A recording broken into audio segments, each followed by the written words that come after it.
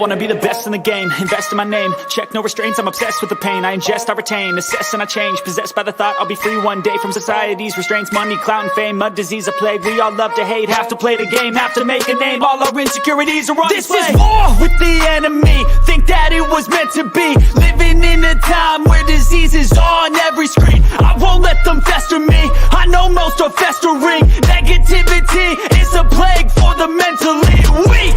No mercy, all I got is working. Never stop searching, never quite so thirsty. I'm toxic and psychotic, with this logic you can't stop it. It's been chronic since I was a boy, so neurotic and chaotic. I'm built to last with the webs I'm weaving. I could change the past with all I'm achieving. Got my foot on gas, never stop competing. If you break like glass, then this life's gonna eat 'em. Make mistakes real fast, then you learn how to beat 'em. If you take off the cast, you can see all the healing. If the pain's in the past, move on from the grave and put your foot on the gas. No, never stop competing, yeah. I've been doing this, I'm on it, I just wanna be iconic.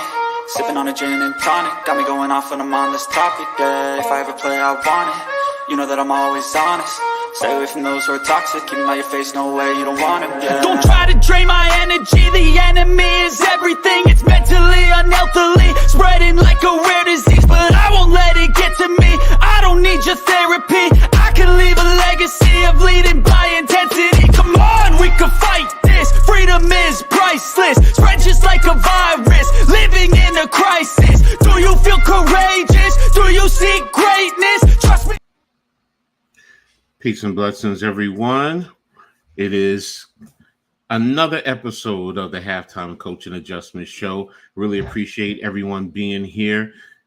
It is me, Coach Edd, along with my partner, my brother from another, Philly Halftime, and our special guest today, Mitch Koski, the point guard of the Hardcore Sports Network. Yeah, I call him the point guard. So it's really great to have everyone on today. So again, thanks for everyone for being here. Before I really dive into the chat and everything else, how are you doing today, Halftime? I'm doing good. I hope everybody's doing good. I have a 3-day weekend, so I get to actually relax and I get my ass kicked. Okay. A 3-day weekend is always good. I need one once in a while. All right. Hold on a second. And Mitch, how are you, man? I'm doing good, guys. I'm doing really well. You know, the Sixers picked up Caleb Martin, which I'm really, really high on. That was a big move. And yeah, just chilling, relaxing. I'm not used to this, so it's kind of nice. I got my feet up right now, so it's kind of nice.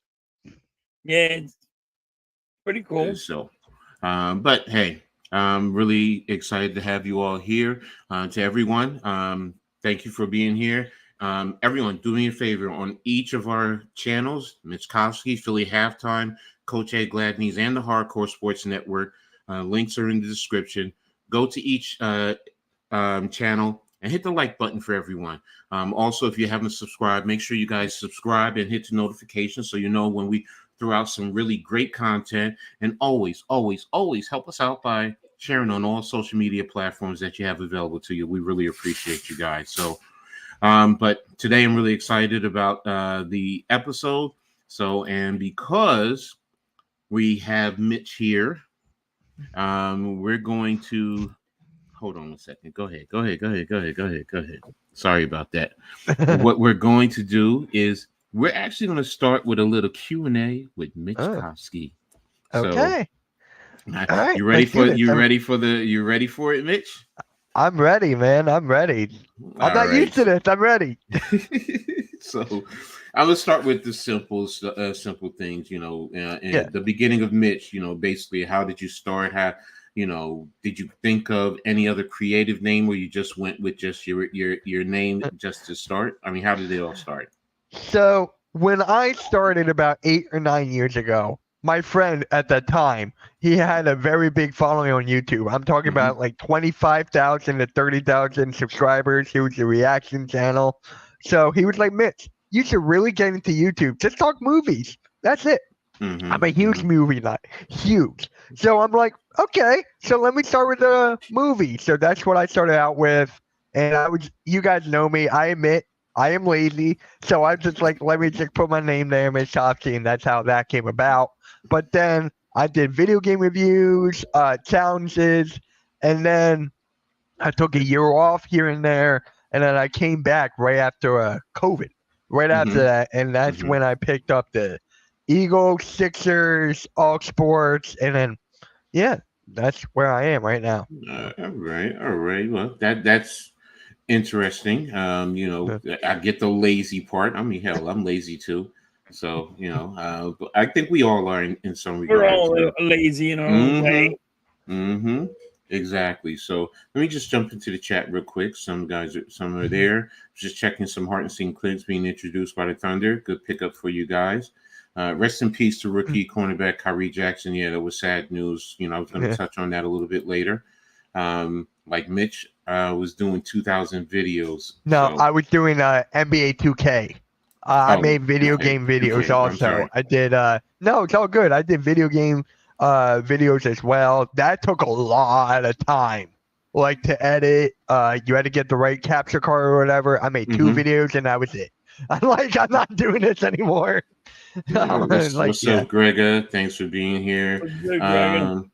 Charles Adderley, good afternoon. Good afternoon, learned gentlemen. Peace and blessings to you.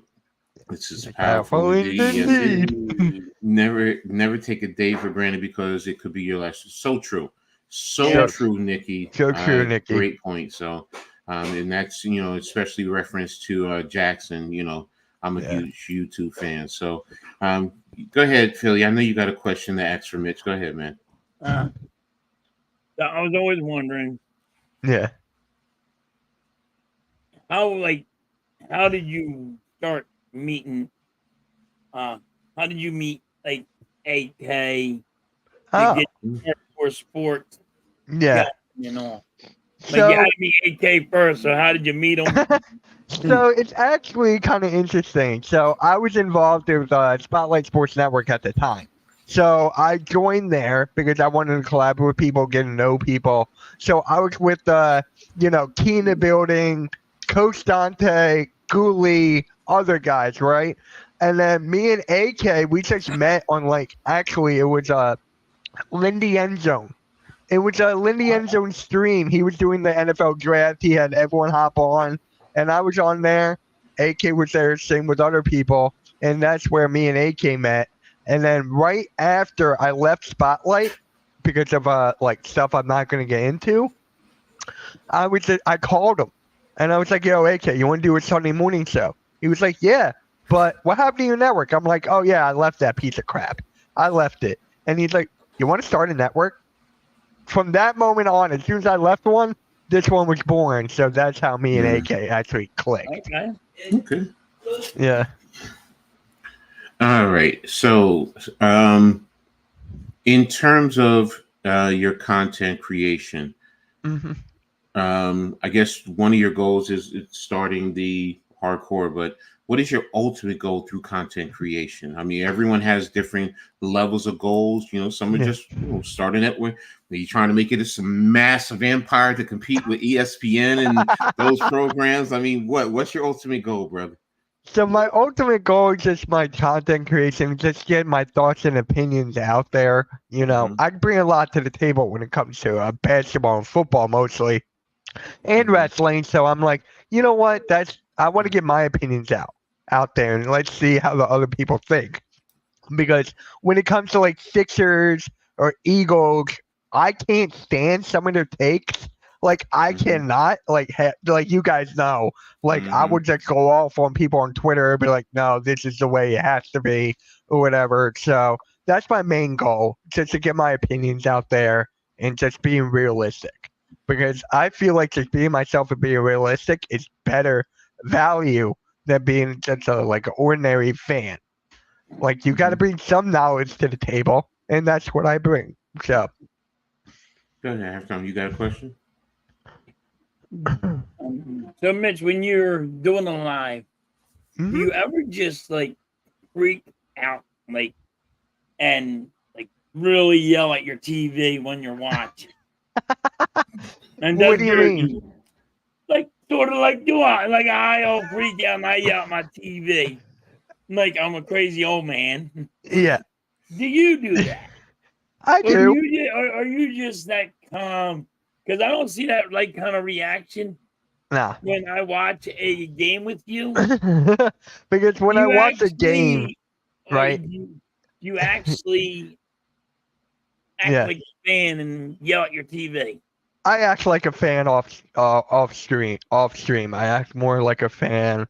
I just feel like when I'm on like a stream or whatever, I get mad, I get angry, but then I'm just like I'm the more realistic guy, so they want me to be like a certain kind of way. But when I'm like watching the games and stuff, I broke controllers, I broke remotes. Like I'm one of those guys. So just on here, I don't think that's very professional, but I do from time to time, especially when I'm with Cool Cat for Eagles games. Oh my god, and he's ahead of me. I'm like, oh my god, I will lose my mind. But yeah, I'm off stream, like yeah. All right. What athletes would you love to meet right now? Ooh. Professional athlete. Let's clarify. Professional athlete. Yeah. Does it matter which sports or No. just like No. all right, Just cool. any. Well, I actually met Joel Embiid, so I can't really say that. But I wouldn't mind meeting Tyrese Maxey. I think that will be a good one because he's going to be in Philadelphia for like a long time now, ever since he signed a 5-year, $205 million. Jalen Hurts, or shout out to my guy Cool Cat, Jalen freaking Hurts. I wouldn't mind meeting him. AJ Brown, Devontae Smith, any one of the Eagles, I wouldn't mind meeting. I kind of want to meet Mitchkov because people call me Mitchkov based on my name. So I'm like, I gotta meet this guy as well. And then for Bryce Harper and Alec Bohm. Okay, some good You're gonna choices. tell him Boomer needs a homer? Eh? Yes. Halftime. What about you? What professional athletes would you love to meet? It would have been Reggie White, hands down.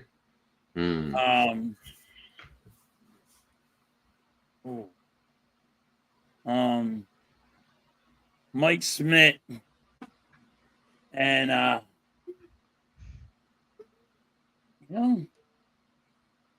would have liked to meet Eric Lindros. Ooh, I like that one. All right. Here's mine. Okay. Football. Yep. First of all, Mitch, do you have a picture of you and Joel Embiid together? No. I would have loved to see the height disparity. I'm sorry. Yeah.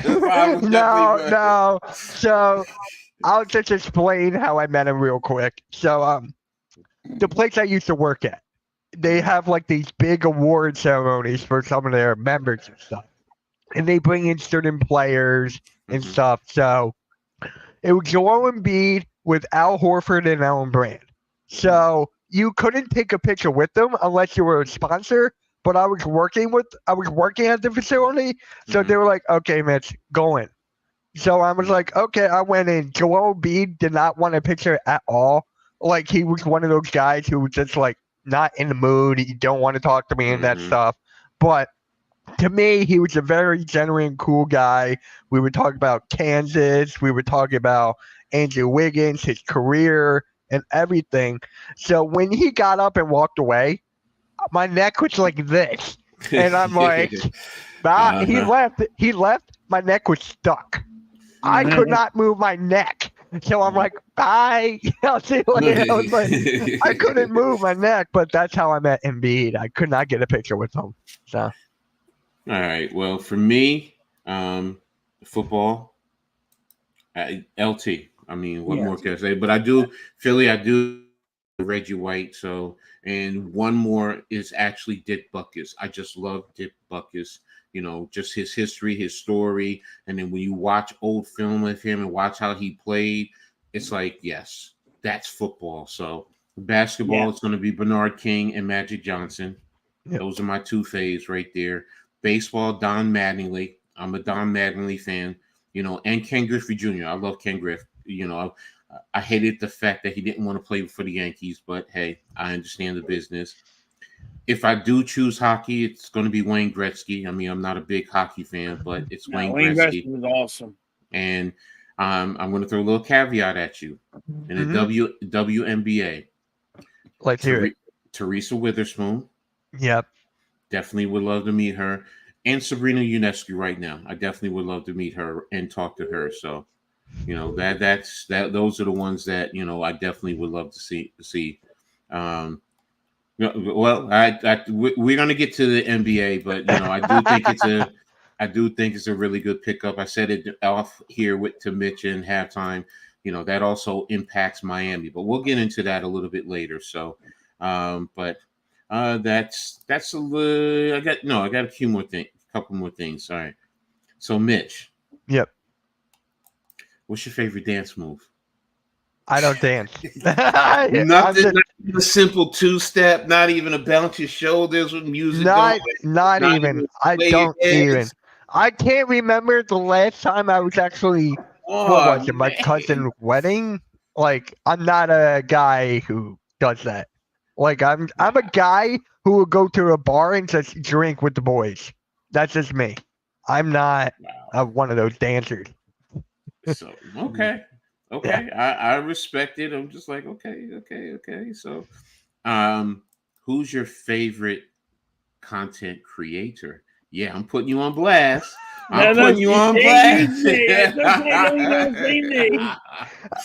Question: does it have to be in a Hardcore Sports Network? I'm just saying here. No.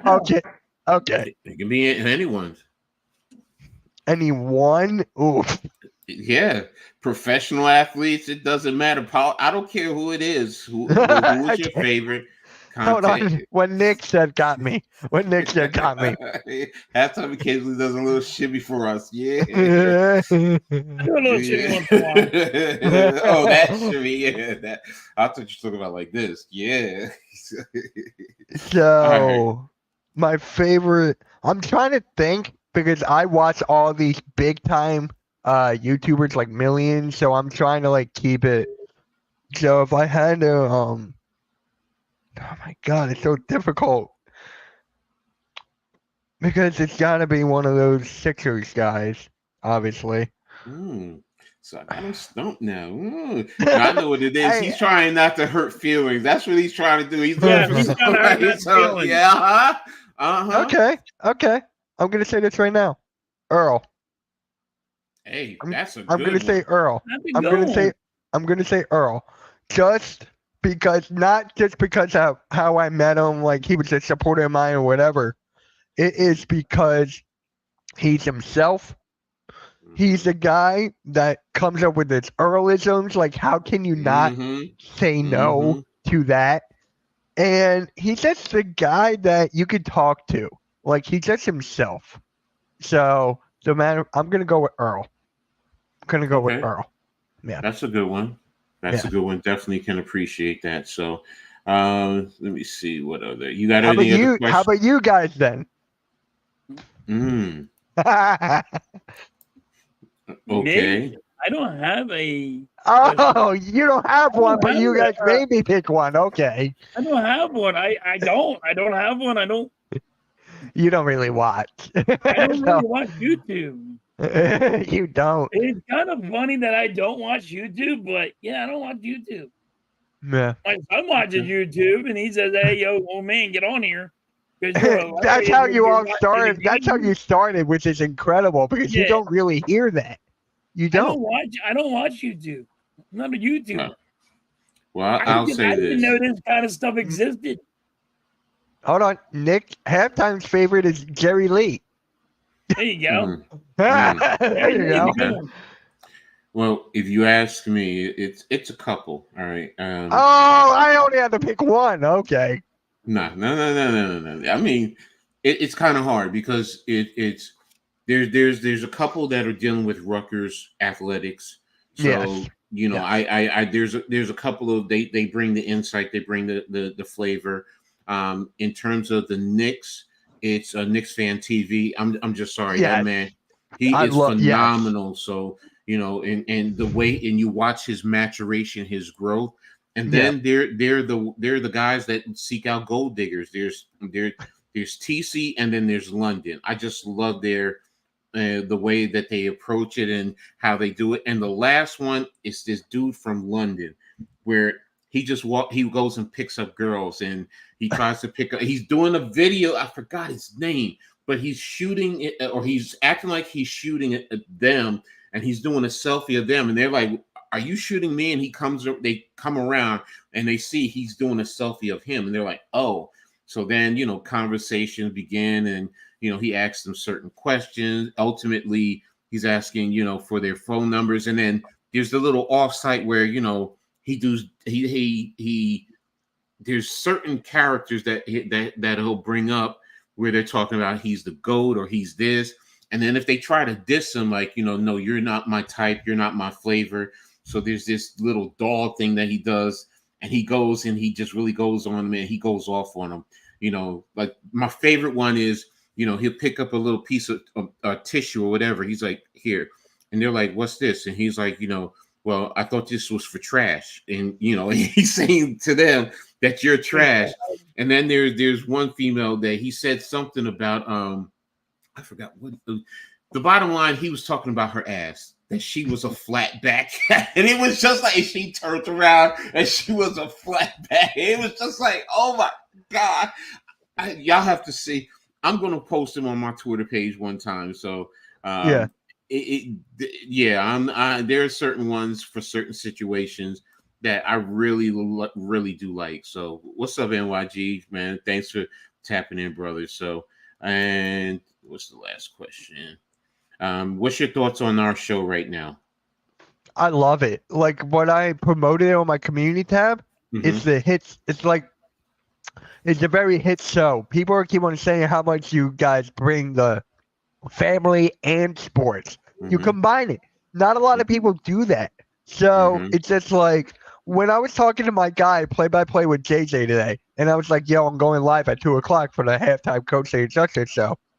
And he's like, so you're not talking Sixers? I'm like, no, I'm talking like family. I'm talking friends, sports, the whole nine. The whole nine. And he's like, dude, that's good shit. I'm like, I know, tune in. Knowing him, he's not going to tune in. But, yeah. Hey, it's cool. Any advice for us to help make this better and grow it? Just keep on doing what you're doing. I uploaded to Spotify, so you guys have that as well. Like, keep on doing your thing. Seriously. All right. Halftime, you got any more questions for him? Nah. It's Mitch. We talk so much. I got you. It's just Mitch. I talk to him so much. It's like, I thought, weren't we talking about this certain player about to come back? Wait, yeah. I told you I'm old, man. I forget shit. So, your favorite player, Mitch, Ben Simmons. The fans want him back. And now there's content creators, big content creators of Sixers. Yeah. Everybody is wanting him back. I do not want him back. I'm not in that area. But yeah. How do you feel about this?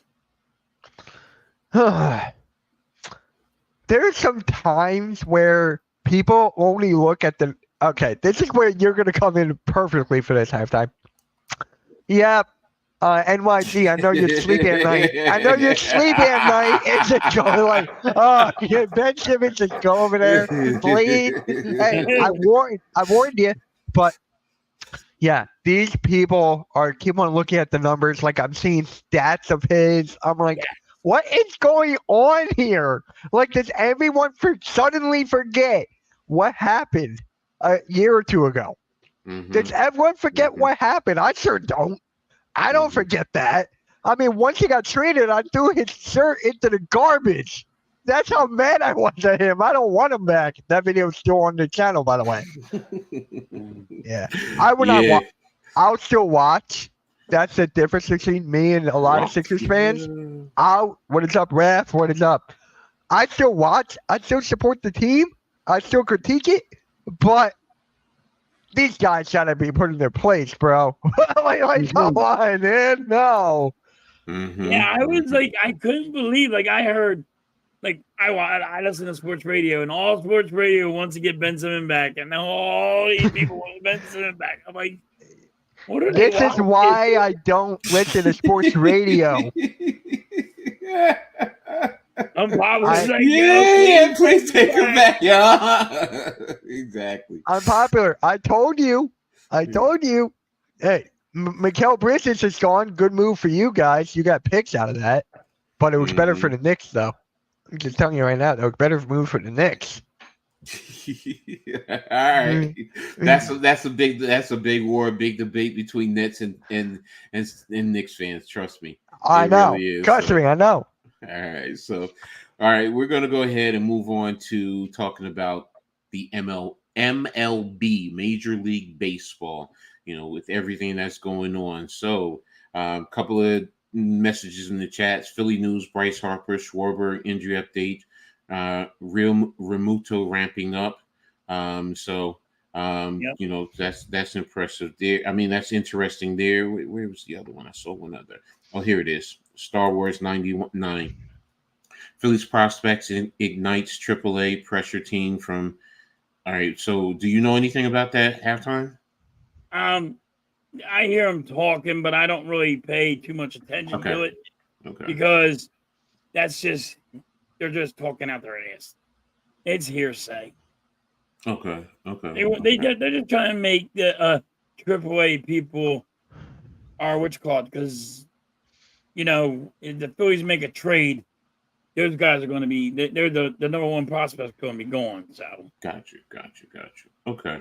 Well, in the MLB right now, just going to go quickly over the standings. Let me see. Can I get the full league? All right, it's not giving me. MLB, there it is. All right. So, in terms of MLB, you got the Phillies are number one overall, 58-30. Baltimore now is number two, 56-32. The Guardians are at 54-32 at number three. The Dodgers at 54-34, 35 at four. The Yankees at 54-36. The Brewers at 52-37. The Twins at 49-39. The Red Sox at 48-39. The Braves are at 47-39. I'm just going to really stop there, because that's where I just want to go to in reference to that. But who do you think is the hottest out of them? Is it the Phillies or is it the Orioles? Who do you guys think? Starting with you, Halftime. Who do you think is the hottest right now playing the MLB? Well, I think it's the Phillies, but the Orioles are right behind them. I mean, don't get me wrong; they got some hit. Now, the reason why I say it's the Phillies because of the stuff that they're doing. They're breaking Philadelphia records. Like this doesn't happen with the Phillies. What's going on? There's wins that's happening. This is the third time in Philadelphia history that this has happened. Then you got three All-Stars in you got Bohm, you got Harper, and you got Trey Turner going to the All-Star. Right. This ain't happened since Mike Smith and Pete Rose. This is how far we're back. And this doesn't happen for Phillies. This is why I said the Phillies are lighting it up. This doesn't happen. Bohm has over 70 RBIs. He's leading the league in RBIs.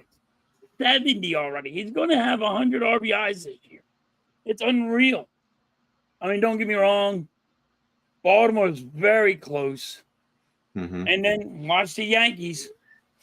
Yankees are a good team. They might not be in freaking first right now, but I got news to speak about that. There's still a long haul.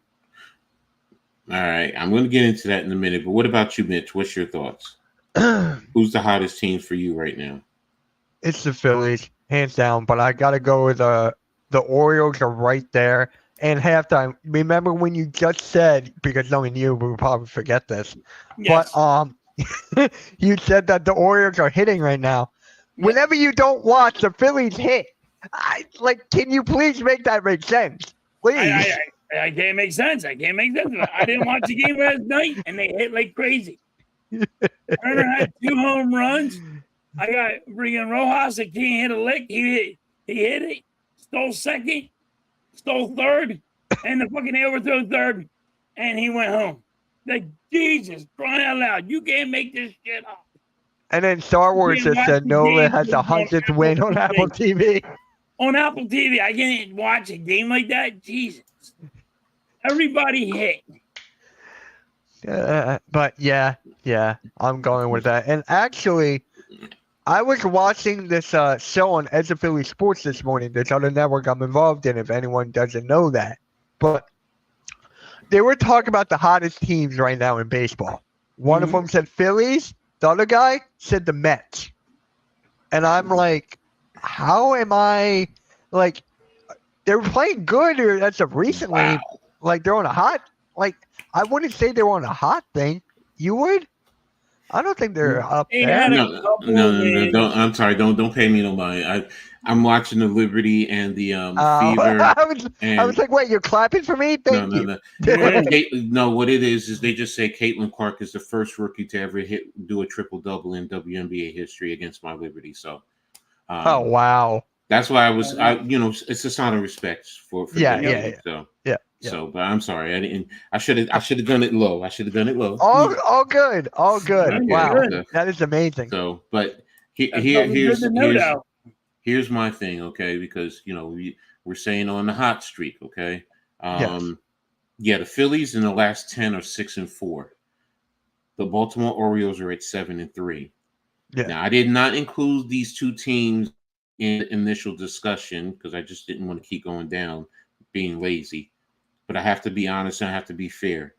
San Diego Padres and the Houston Astros, they're both 8-2 over the last 10. San Diego's now at 49-43, so they're a little over 500. And the Astros, after their bad start, are at 46-42. Shout out to Tommy. Tommy is always talking about his Astros. He says, keep watching. And they're starting to get into that rhythm. So that's why I'm looking, and I'm just looking at the standings, overall, but 8-2, that's pretty impressive over a 10-game period. Because usually 6-4, 7-3 is about the standard. So that's something that I would expect. They're good, but Astros also cheap. That's another story. We'll bring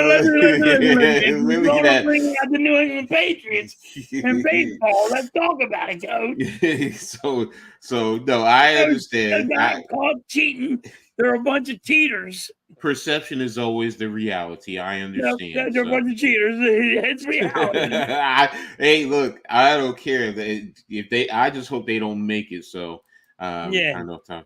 Yeah, I just said that, Arku. That's what I was just clapping for a little bit while ago. So, but yeah, but again, Baltimore and Philly, yes, definitely. Especially after the way the Yankees started. I mean, which is going into my next phase of who's playing terribly.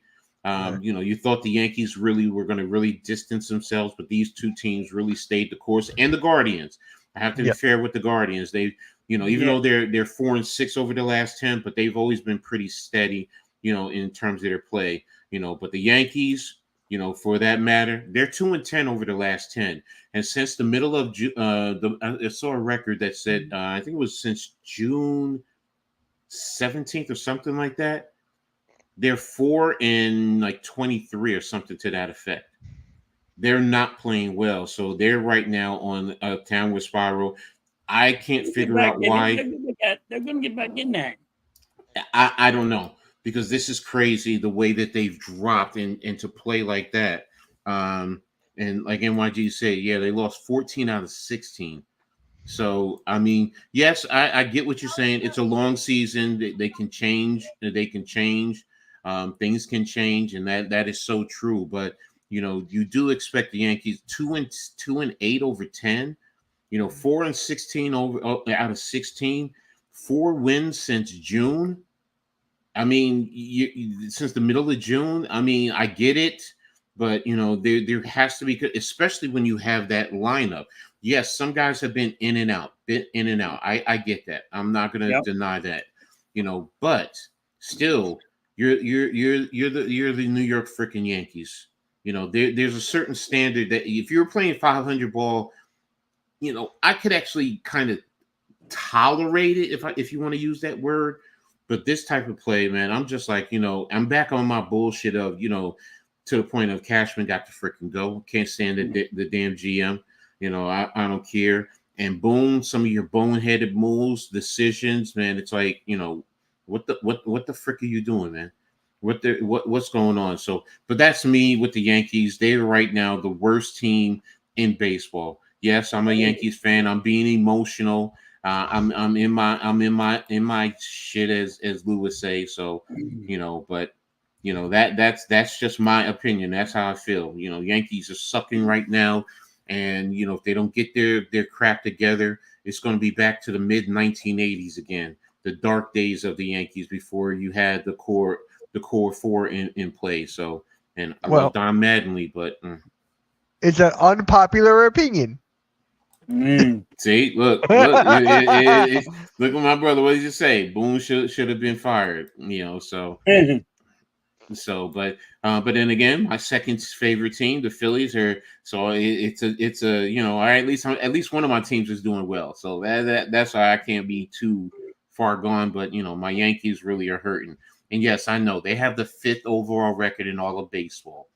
They're only 5 games out of the overall record. They're only 3 back from Baltimore, but it's just the trend of it for me, with the Yankees. And I would not, especially, I get it, especially after the way the season started. I would not think, oh well, the Yankees will be playing some of the worst baseball in baseball. If you just want to say 500, okay, fine. But the Yankees are not. Oh, never mind. I see who's talking. So let me shut up. You're right, Damien. You're right. No, Damien, you're right. Go ahead. It's the Damien stupid comment of the day. No. We're at number 1. Damien is right. Everything he says he's all knowing, all seeing. So we must bow down to his great insight. So yes, almighty Damien, you are the man. So. You know who was a big surprise for me? Mm-hmm. I will be honest, because watching the Braves drop like they are, and they lost I get it, they lost their starting pitcher. They lost their starting hitter. They lost their closer. And I think they lost another pitcher. I'm not sure. Lost a lot of players. Let's just keep it at that. I think they lost 4 or 5 guys. But I mean, they are just on a downslope. And so are the Mets. I mean, the Mets just got beat last night 14-2. Yeah, the Mets are 42. 42 and 44 overall, 5-5 over the last 10. So yeah.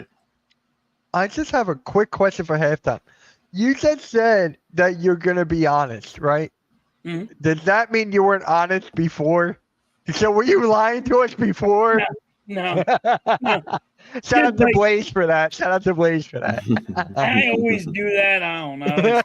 I do it too. I don't lie, so I don't know why I say this. I say that too. I'm shocked. Yeah, I know. I say that too. Shocked that the Braves are dropping that far. And my friend actually had a hot take about the Phillies. I told you about this halftime. He thinks that the Phillies are going to be a first-round exit. He believes that they're going to be like the Atlanta Braves of last year. You need to tell your friend to stop smoking the funny shit. Hey. Nobody even smoking the funny shit says that. There's no way. Oh, okay. It's either that or bring back Ben Simmons. Okay. Like, come on, bro. Come on, man. My friend knows more about he actually knows more about baseball than JJ. Like, I'm serious. I know friends who know more about baseball than JJ ever could. And I'm telling you, I go with them more. And watch JJ be like, and there he is. There he is. All right. I want to Yeah. share this little because it's talking about the All-Star game. This says drafting starting pitchers for the 2024 All-Star game. Let me just share this with you guys first. Yeah. Share screen. Hold on a second. Here we go.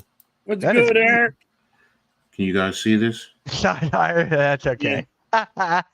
Oh, wait a minute. I know you guys said tell me stop this. Okay. So I don't want to show the image. All right. So it's basically talking about who would the ultimately, with the all-star pitch coaches, who the pitchers are. It says the task we presented here are 5 MLB writers.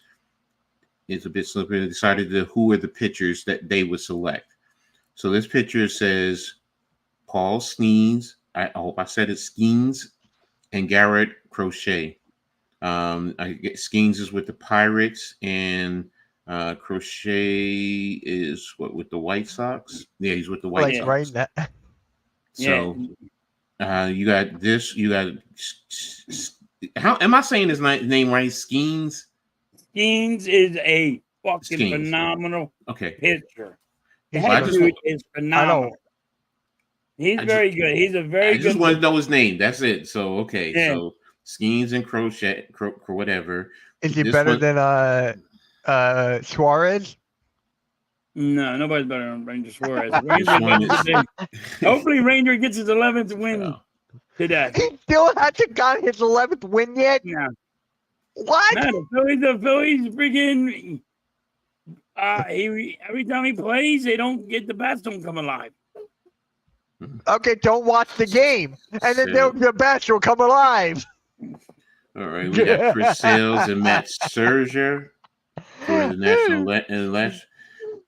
Ranger Suarez. There you go. Corbin Burns, Max Fried, and Jack Flaherty. And do we have one more? There it is. Zach Wheeler and Tariq Skubal. Now, halftime. Yeah, I can't say the names. I'm just messing it up. But no. I never heard. Like, I don't pay attention to baseball as much, so I'm like, these names are brand new to me. So that's why I'm Wheeler, like, here it is. He says Wheeler leads all starters in Fangraphs with WAR at a 22. Has the second most innings, 741. Has a 3.01 ERA, which is 5th. For those who've thrown 500 innings, so he's an innings aiding ace, dominating the postseason. 2.42 ERA. You guys can see what I'm reading. Why am I sitting here reading it? And then Schoolball. I hope I say his name right. He has a 6.2 WAR with no other starter above 5.5. I don't know what FIP stands for. At a 2.42, second in ERA behind Burns. So and he's only 27 years old, so he's young. Yeah. Wow. So I mean, do we what is your thoughts halftime? Do you consider him as someone you would say yes as far as in the all-star starters? Yes. Oh yeah. All these guys that they just mentioned are gonna be fucking good starters. This all-star is gonna be a good one. And I don't like the all-star game. I'm not an all-star game guy. Mm-hmm. I don't like watching them, but them two, yeah. All right, so but this is why I don't like it, because I don't want to see my guys get hurt in the all-star. Okay. So I don't want my guys in there because I don't want to see them get hurt. All right, so that you know what, I like that subject. But let me finish closing this out. Max Fried and Jack Flaherty. Let's see, Flaherty. Let's see. Fried, is it Fried or Freed? Freed, I think. Okay, so he's only made 14 appearances in 2023, and on the IRL already this year he's thrown 2 complete games, holds a 2.91 ERA, which I know that's good. So Flaherty's a great first half with the Cardinals. The Cardinals, what was it? I mean, it sounds like this guy is pretty good too. So they are good. They But really are okay, good. They got good arms. They're top notch. so would you take 4 over 5 in terms of what we've so far this season? Yeah. Okay, so you're I taking would. 4 over 5. Okay, so right now we just now have 4. So let's go up to 4 to versus 3. There it is. I know you're gonna take 3. I know it already. I don't even No, have you're to. taking. I am taking 3. I'm taking. Yeah, so I'm I'm not even gonna debate it. Rangers is shit. Yeah, Ranger danger, Ranger Ranger is the danger. shit. I'm telling you now. You might that when that So, dude is so right now fucking we're gonna take focused. number 3. It's his starters. Hmm. But So he's focused. it's a good one now. It's a good So competition are right you there. I like taking to see that are one. you take 3 over 2 with Chris Sales and Max Scherzer? I mean, when you sit down, you break down their stats. Um, let's see. Well, here it Matt is. I'm Scherzer's right good, here. man. I freaking like Well, Matt Scherzer. Sales. Well, Sales is having a Max vintage Scherzer's, season for Max Scherzer's really his good. I like him a lot. Sales Chris is Sales 11 is and good too. 3, I wanted him. 2.71 to 127 strikeouts. And it says he's already putting him in triple crown territory. And Scherzer, he's back. I Yep. mean, so are you taking? He has a 1.74. Yeah. Oh, through his first 2 starts back. Okay. Yeah. So are you taking 3 over 2 then? Because that's Ranger. That's Ranger and Corbin Burns. And let's see, No. Burns. Their second, Hey, third, respectively. here's something that people don't know. Mm-hmm. The Phillies are talking about trying to trade for Corbin Burns. Ooh. Okay. The Phillies are trying to trade to get him. What would they give up? What would they have to give up?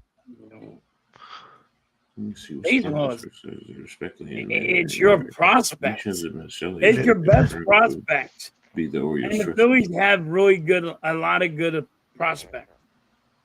So, that's going to be their right fielder. They'll probably get a couple bad draft picks, but it's going to be mostly your draft, your prospects. I like that thought right there. This has the potential to be a World Series matchup later this year. That's deep right there. So right now you're still keeping 3 over number 2, right? Yes. Okay, so now let's go to number 1. Skeens and crochet or croquette, however you want to say it. Yeah, my friend just texted me. He said Skeens is the best pitcher in baseball behind Suarez. Yes, and I'm about to say the same thing. It would be Skeens. So so number 1, it would be your starting pitchers for the All-Star game this year. Yeah. Okay. Yeah. Skeens is better than Ranger, but not by much. Okay. Because Ranger's been on this downfall right now. So that's the only reason. It would have been Ranger all the way, but he's the best one right there. Okay. So that's going to be interesting, though. So let me stop sharing this right now. Okay, so that's going to be interesting when we come to the All-Star game, man. It's interesting for me because I want to see that, and you're giving me a little insight into what to look for. So but let's get caught up with the chat. Shots fired. Victor. What is that, Vic? No. Who is this guy that knows more about baseball than me? Who believes they're going to be a first-round exit? What? Hey, I'll talk to you off stream. All right? Okay. Thank you, play-by-play. FRP is fielding independent pitching. Okay. So there's so many different statistics in baseball. Yeah. It's like, it's just hard for me. You guys see too many stats. Yeah, it's just like, okay, I get it. It's some of it. Coach, you know what it is? It's that freaking how they just come up with the stats anymore. I just can't take it. Fair. I mean, you can sit here and you can take somebody's stats and juggle them around so much. You can make that guy look like he's the greatest player ever, the greatest pitcher ever. And it doesn't matter. It just, I can say bullshit to it. This analytics is what kills everything. You know why, Halftime? Stats are not the whole story. There we go. There we Oh, go. you damn it. I was waiting for you. I was like, All right, so now we're going to go ahead and we're going to move on to another subject. All Shout right. out to Mrs. Halftime for this. She does a great job in helping the show. In a sense, she's the executive producer to a certain degree. Yeah, so and we're gonna talk about how toys and gaming has changed from childhood to adulthood. I'm sorry, Hold go on. ahead, Mitch. I What's up? just gotta say this real quick. I can totally picture Mitch's halftime go on to Philly halftime and be like, "I'm the executive producer. What are you gonna do? What are you gonna do about it?" Okay, Is that what's gonna happen now? You just tell me I will freaking pause you. I got the power. All right, so here's one of the questions that started off. What were some of the toys that defined your childhood, whether it's a board game, action game, in comparison to some of the toys now? What do you feel are some toys that defined your childhood? Mitch, I'm going to start with you. All right. So I'm going to like these the PlayStation 1. That's the first video game system I ever got. So what? It got them old. Right. But and then I'm gonna go to like the handheld video games, but that changed from my childhood actually. Not a lot of people know this. Mm-hmm. Chess. I played chess a lot when I was a kid. And I was actually on my chess high school team. So it's just like, yeah. So chess is a big one. Okay. What about you, Halftime?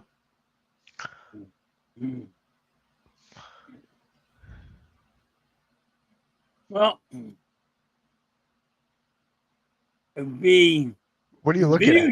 For a video game, it would have been Atari. Way before me. Now I'm old, and I know I'm old. But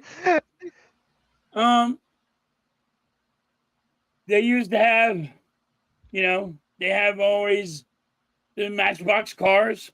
Mm-hmm. And you had the friggin' long tracks. Mm-hmm. Well, that was the good part, playing with them. But when you're bad, listen, that was a weapon. It was a weapon. You don't understand when you got that shit. Yes, that's where we're going. Yes, that's where I'm going with it. What? Yes, So, when you were a bad kid, your parents would take them your apart. mom would take that and use it as a whip. Yes. Oh, you mean like a belt? Yes. Yeah, and whack the shit out of you. Yes. It would leave ropes on your back. This defines your child. Yes. Yes. No, we're like, you can't even do that now. You can't even do that nowadays. You can't even do that now. Listen. Exactly. Listen, back in the day, I used to have to go cut my own friggin' tree branch down. Mm-hmm. You don't do that. You know. Come on, Bree. Come on. All right. Go ahead. But yeah, that was my good and also bad of my childhood. Remembering that right there. Well, there's two things that define my childhood. Number one, my mother worked for Mattel. So back in the days, my brothers and sister and I, we got, when they first were coming out, all the toys, everything, the Hot Wheel cars, my sister with all the dolls and everything. So yeah, I had them all. You name it. Yeah, from the 1970s down when my mother started working for Mattel. Yeah, I had it. Everything that came out, we had it. It did not matter if it was made by Mattel. We had it in our household. So that was one. And the other one, because I'm a military brat, the Army figurines. And I used to sit and play love the for Army hours. You used to get the big bag where you had all the different ones. And my favorite one was always the guy laying down with the machine gun. He was just it. You could take all the other ones, but he would and I would just line him up and I would just go bang, bang, bang. And I flick all the other ones who were standing up and knock them down. I would have the tanks because we would have I'm telling you, my friends used to sit there and like, you really are into this military tactics stuff. Yeah. You know, who's coming up on your left flank, on your right flank? Let's split them down the middle, you know, to separate, dividing. Yeah, that was me. And then, you know, if you have a little woody. Firecrackers and fucking put them in the dirt. Right in, so that guy's right there. Yep. Landmine. You have we were in an area where there were trees. And I would do things where I would put soldiers, well, not high up, but, you know, you had brushes. I would put them in the trees so they were, you know, camouflage. Yeah, that was me. I was all into it, man. That defined my whole childhood. That, and then of course the electric football boards. Oh yeah. You know, remember the handheld football game? Oh yeah, I have it with the little dots and you little dots and it's just fucking dots. I still have it in my storage locker. I have the green one. Because it was a green one and a white one. So I had the white one, and I'm like, thank God. I had it at my mom's house, and then when my mom passed away, my brother took it. I'm like, he goes, now, if we want to go into video games. Because Mitch, you talked about your era. Yeah. For me, you know, in halftime, you talked about Atari, and I had an Atari. You're right. But that didn't define me for video games. It was actually going to the arcade with a pocket full of quarters and playing and standing. You know, you're standing there with Miss Pac-Man, Donkey, and my favorite was always Donkey Kong. It was always Donkey Kong, and it was always a fight to get the Donkey Kong. It was that or Pac-Man. Those were the two. You know, this so. This is a player. He didn't go there to play video games. What did you go to the arcade game for? To meet the chicks. No, not me. It was legitimately. Come on, man. I was there to play the video games. And especially the 2-player, because I would go with one of my friends. So we're competing with each other. So that was the whole thing. So it was, you know, you really got into it and you're pounding on it with your hands and everything. So, because you have the little joystick and then the buttons. I know what you mean. I know. Yeah, I know where you were going. There's no pause in this channel. There's no pause here. I'm like, hold on. Like, you know, Mitch, you want to know. There's a lot of people say how you meet your girl, how you meet girls. It was in the arcades. Because they're only there for one thing. And you go in there, you might be playing the game, but you're not there for that. You're over there going, you know what? All right, I got that. Well, see, halftime to that point, though, that leads me to, you know, when I did start wanting to meet the females, it was always the one where you're riding the motorcycle. And I would stand behind her, and because they're leaning out and their butts are protruding, I'm just sitting there like this. And I'm like, or take my hand. No, but see, here's the thing, though, is like when they're done, then you go up behind them, they help them up. Hey, come on, let me help you off, because they're riding for a while, so their legs are a little bit sore because it's spread. Yes. So now you're helping them all, and your hand kind of slides down off of the backside to help them all. Come on now. Now look, play a no game, Philly.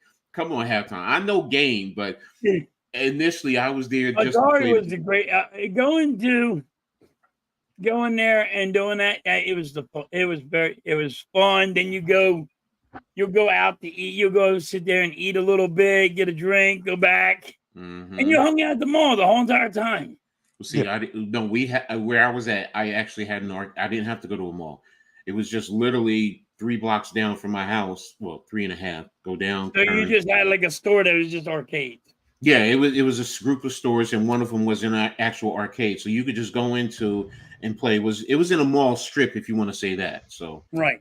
But yeah, it was there. You had your pizza parlor there. You had your candy store. You also had the liquor store there. So yeah, that's right. We had the liquor store. So somebody would always get the liquor, and it's in the back. So you're in the back there. It's so funny. Hey, Coach, how weird is it now? Like here they have a liquor store. I mean, back in the day, we were young. We still got liquor. Yeah. It was easy. You didn't need ID. Listen, your mom gave you a note to go get cigarettes from the store. Damn, Liberty. You could have went to a machine and just pulled some change out and pull on a handle and pick a pack of cigarettes up. Yeah, that's true. You didn't need to be 21.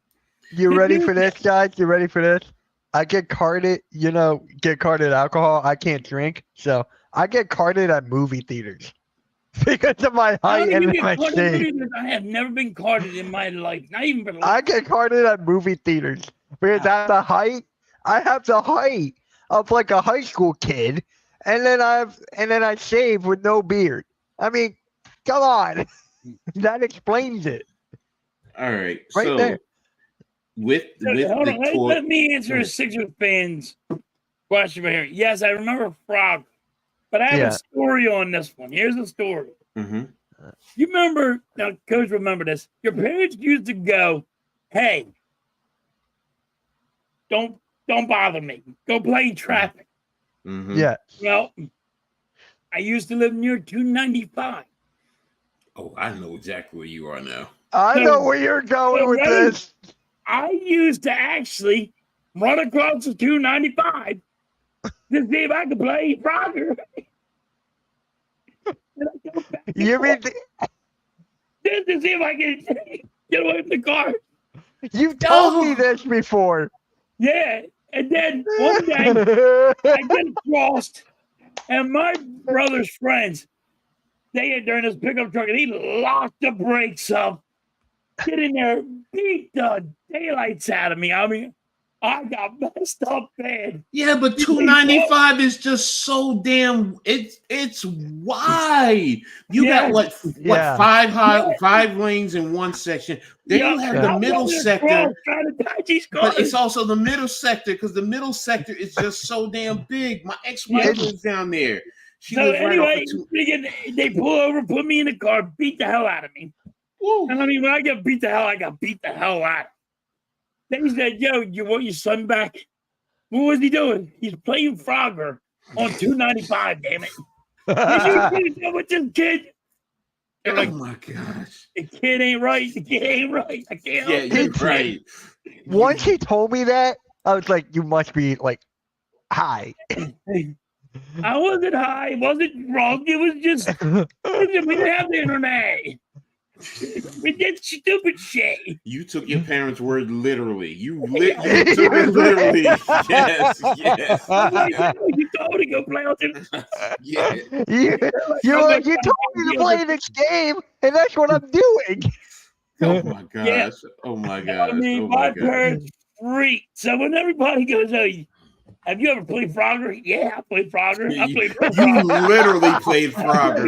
You literally. Yes. All right, really quick before. I mean, been hit by a car twice. I'm good. So really quick before we go into the next thing, I actually go to this barcade where there's like all these old games and stuff, and there's alcohol. It's a beer. It's a bar, and there's 90 style games. It's like 80 to 90 style games. So me and my buddy, we would play like Frogger. That was there. We would play NBA Jam. We would play Pac-Man. Like, I miss that. I got to text him and be like, "Dude, we got to head back." Yeah, I wonder why you need to head back. Mm-hmm.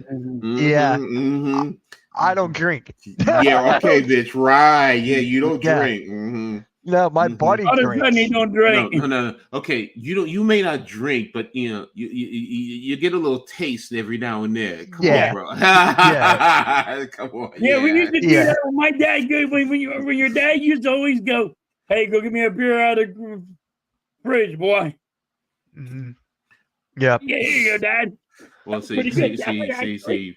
My parents showed me they still have the pictures from me in 1968. Yeah, I said 1968, and I'm 1 years old, and I have bottles. I have a bottle of beer. Then there's different pictures, and one of them I'm just like this, turned up.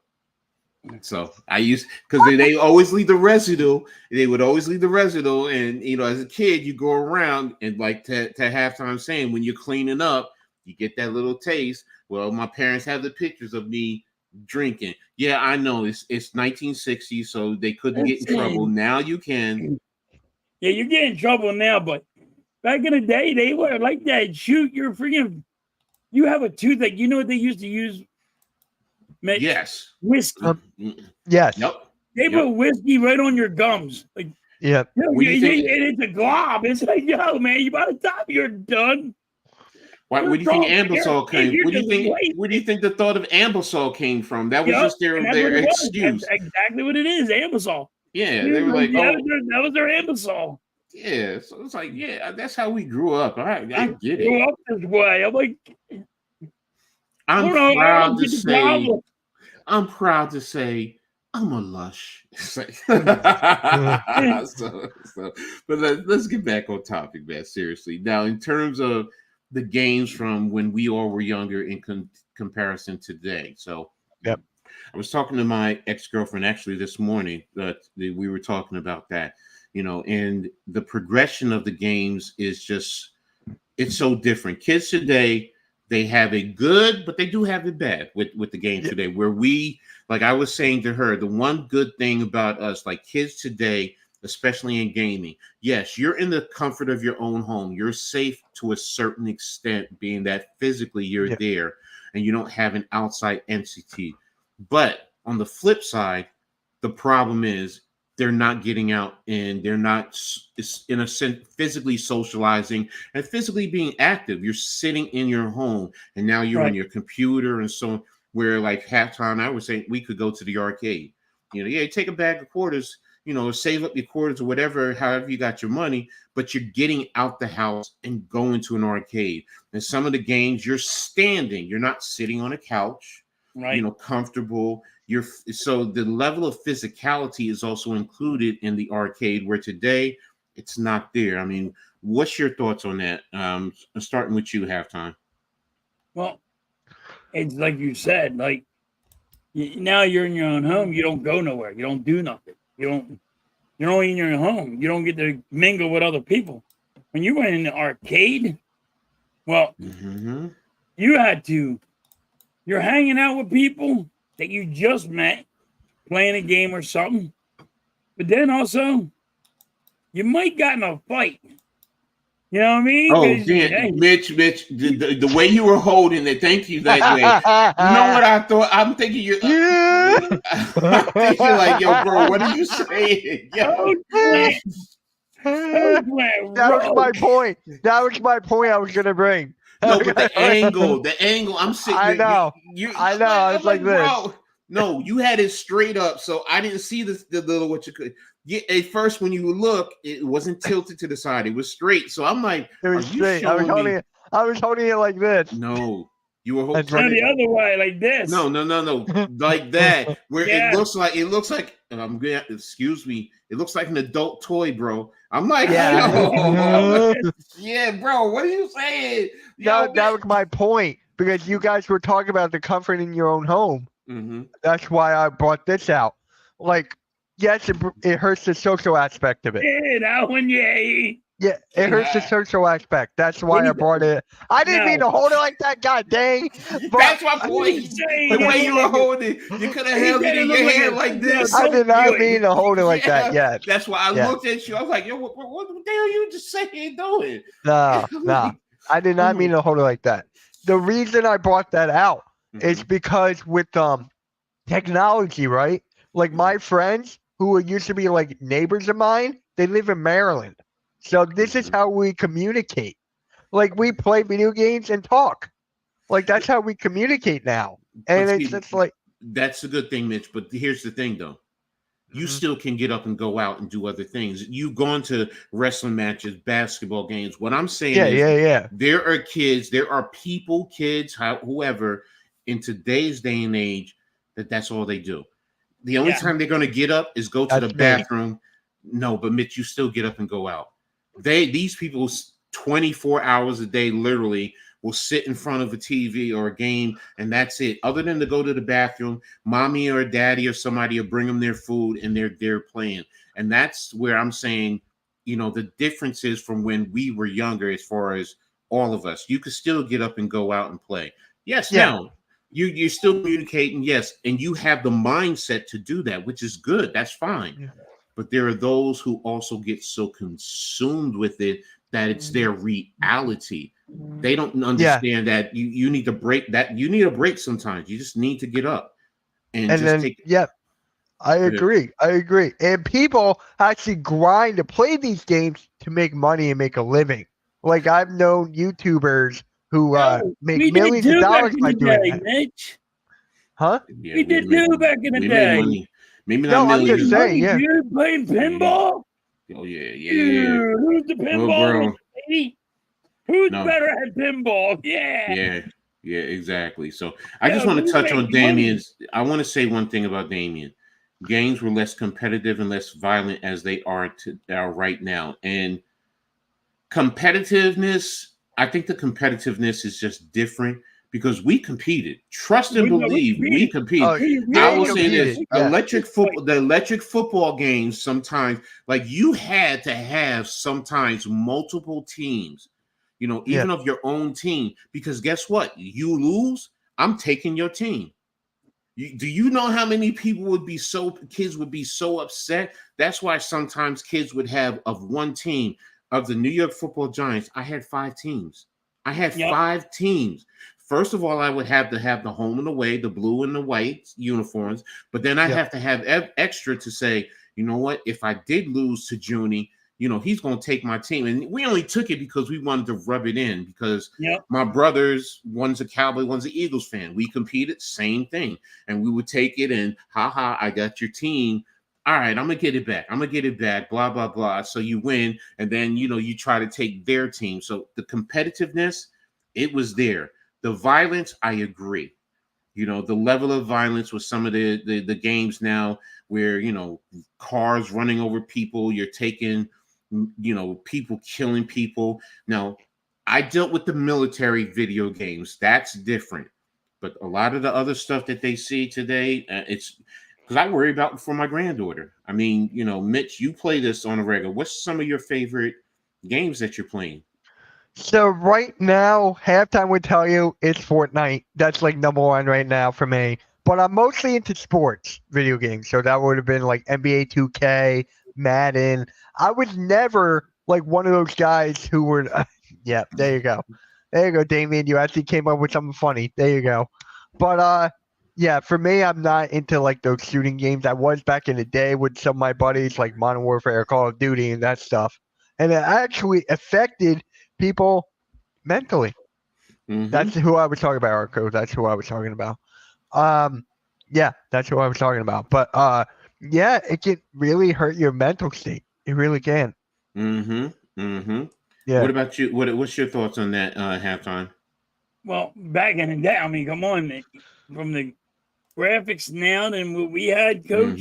I'm like, it's way different. I mean, like, we had, like, if you want to go with a card game, we had Moon Patrol. Moon Patrol was just little freaking cars that just went like this and jumped and shot. It wasn't really that much.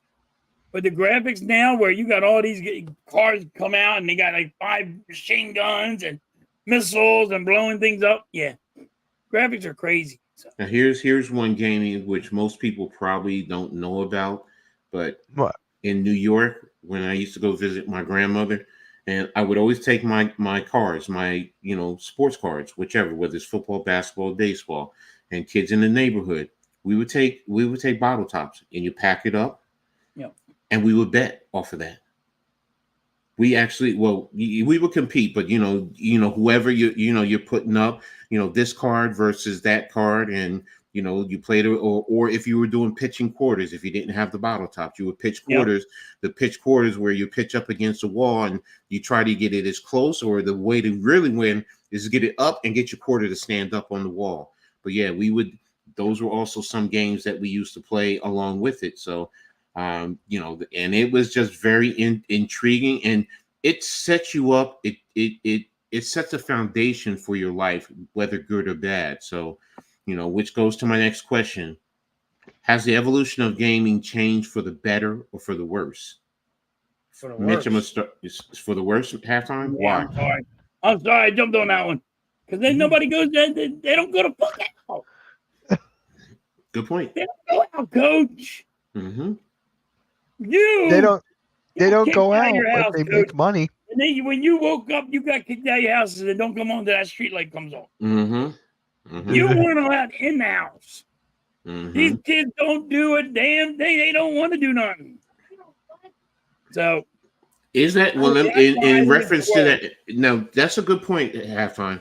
But is it also a product of the environment? Because nowadays you have an element that's out there where you want to make sure your child is safe. It's not because like you're saying, where I lived, I could go up the street in a sense. When I say up the street, I'm literally talking 6 blocks up the street away from my home. Where nowadays, as a parent, you're not going to let your child go that far unless you know who they're going to, and then there's an adult there, so on and so forth. Where as a kid, I could do that random. I guess it's because I was raised. But I mean, we had the same issues. You had that. Nah, see, I never worried about somebody coming by and snatching me up as a kid. I'm gonna be honest with you. I didn't either, but I mean, like, and that's what I'm getting at. Hold on, we had a milk carton, coach, right? I didn't remember milk carton, missing persons. Yeah, you're right. Milk carton, missing persons. Kids. Yeah, you're right. You're right. What about milk? But my parents didn't worry. That's what I'm getting at. Where I'm saying we're talking about getting out of the house. Because your parents are like, nobody wants my kid. They will bring that dude back.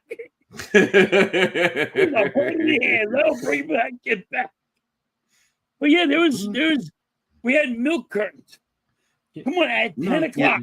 Damien, you're right. On TV. Hey, do you know where your kids are? Because your freaking parents forgot about you. Yeah, you're right. You're right. It's 10 o'clock. Do you know where your children are today, right now? So, I mean, are you right? Everybody would probably worry about now. I don't think you have to worry about now more than you had to worry about back in the day. So it's really a matter of how you look at it, because like you said, getting out of the house is important because you're being physically active. We're going out, we're playing games, we're playing tag. One of our favorite was hide and go get it. So halftime knows what I'm talking about. I don't know if you know what I mean, Mitch. Do you know what I mean, Mitch? When I say hide and go get it. Oh no, I know hide and go seek. No, hide and go get it is a boys and girls interactive game.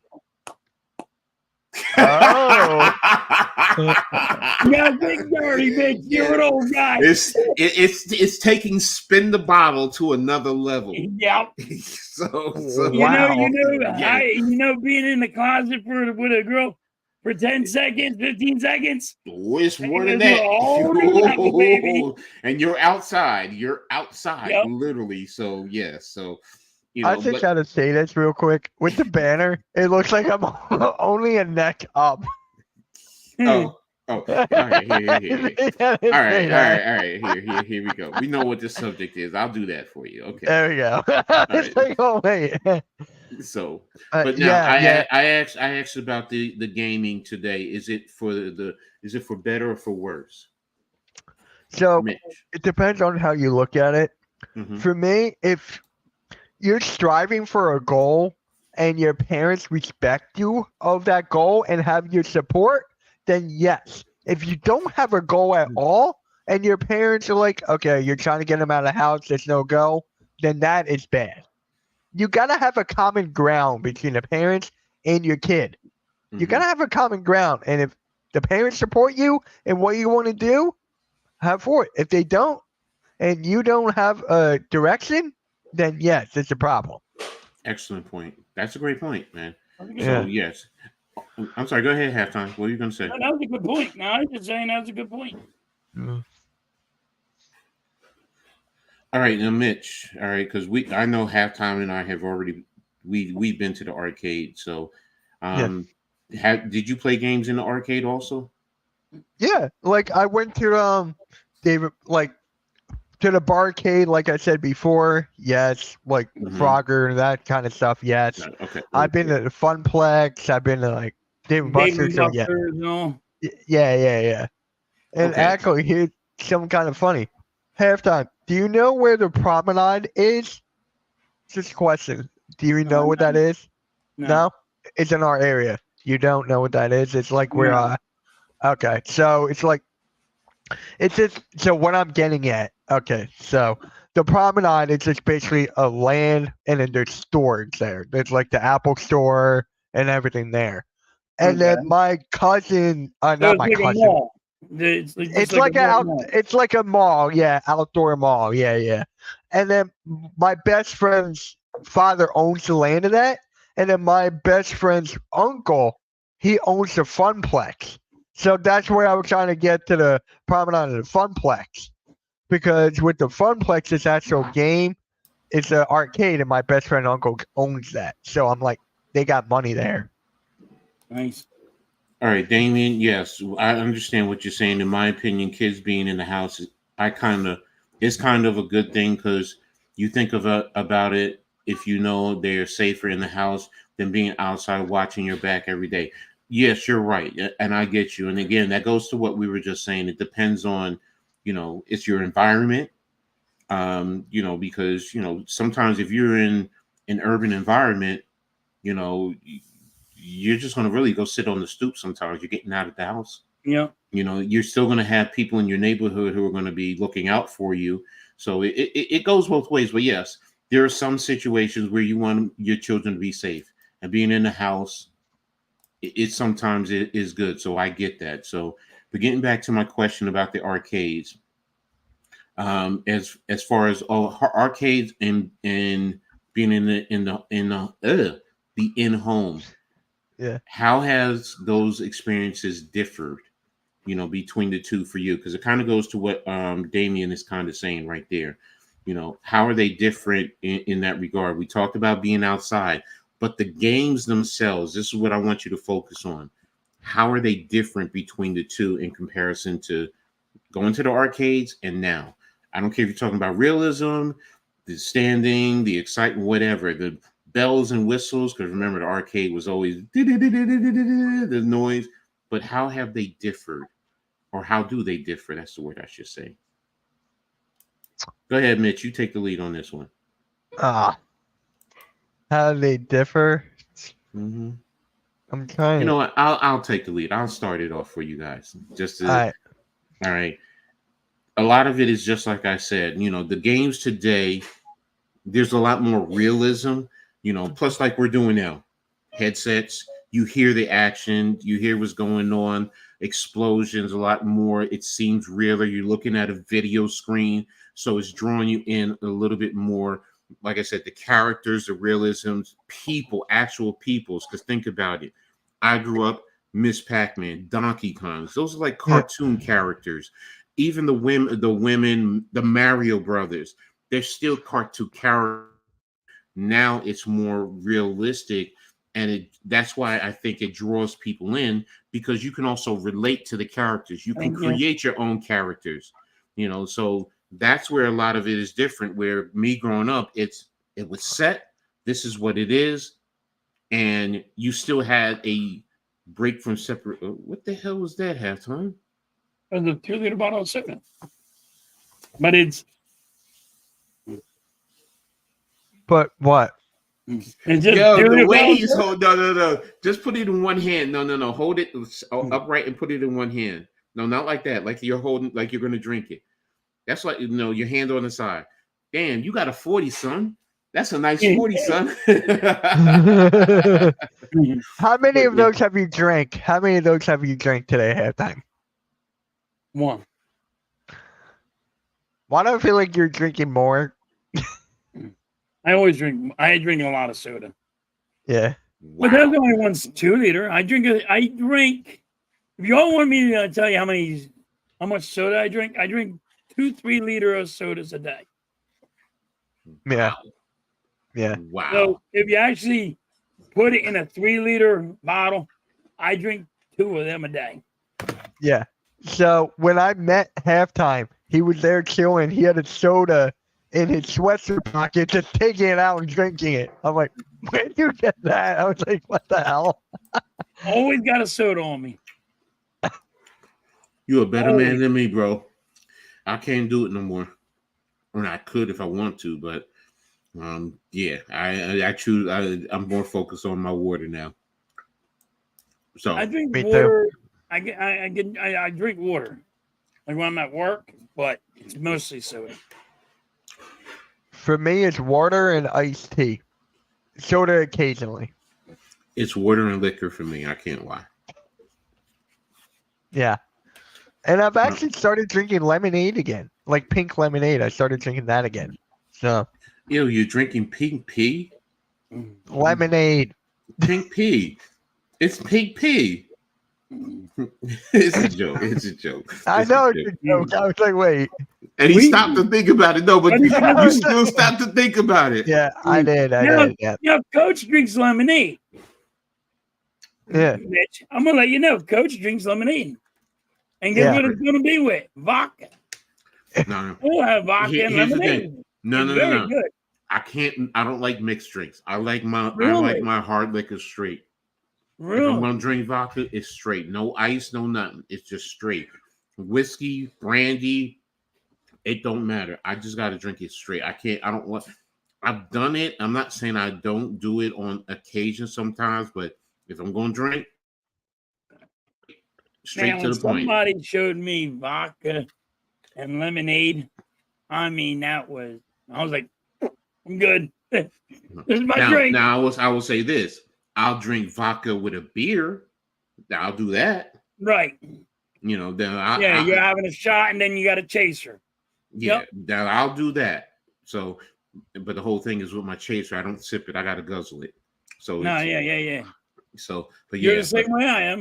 When I take a shot, I got to guzzle. what? Okay. Am I missing something for halftime? I don't have yoga class. I don't know what the hell he's talking about.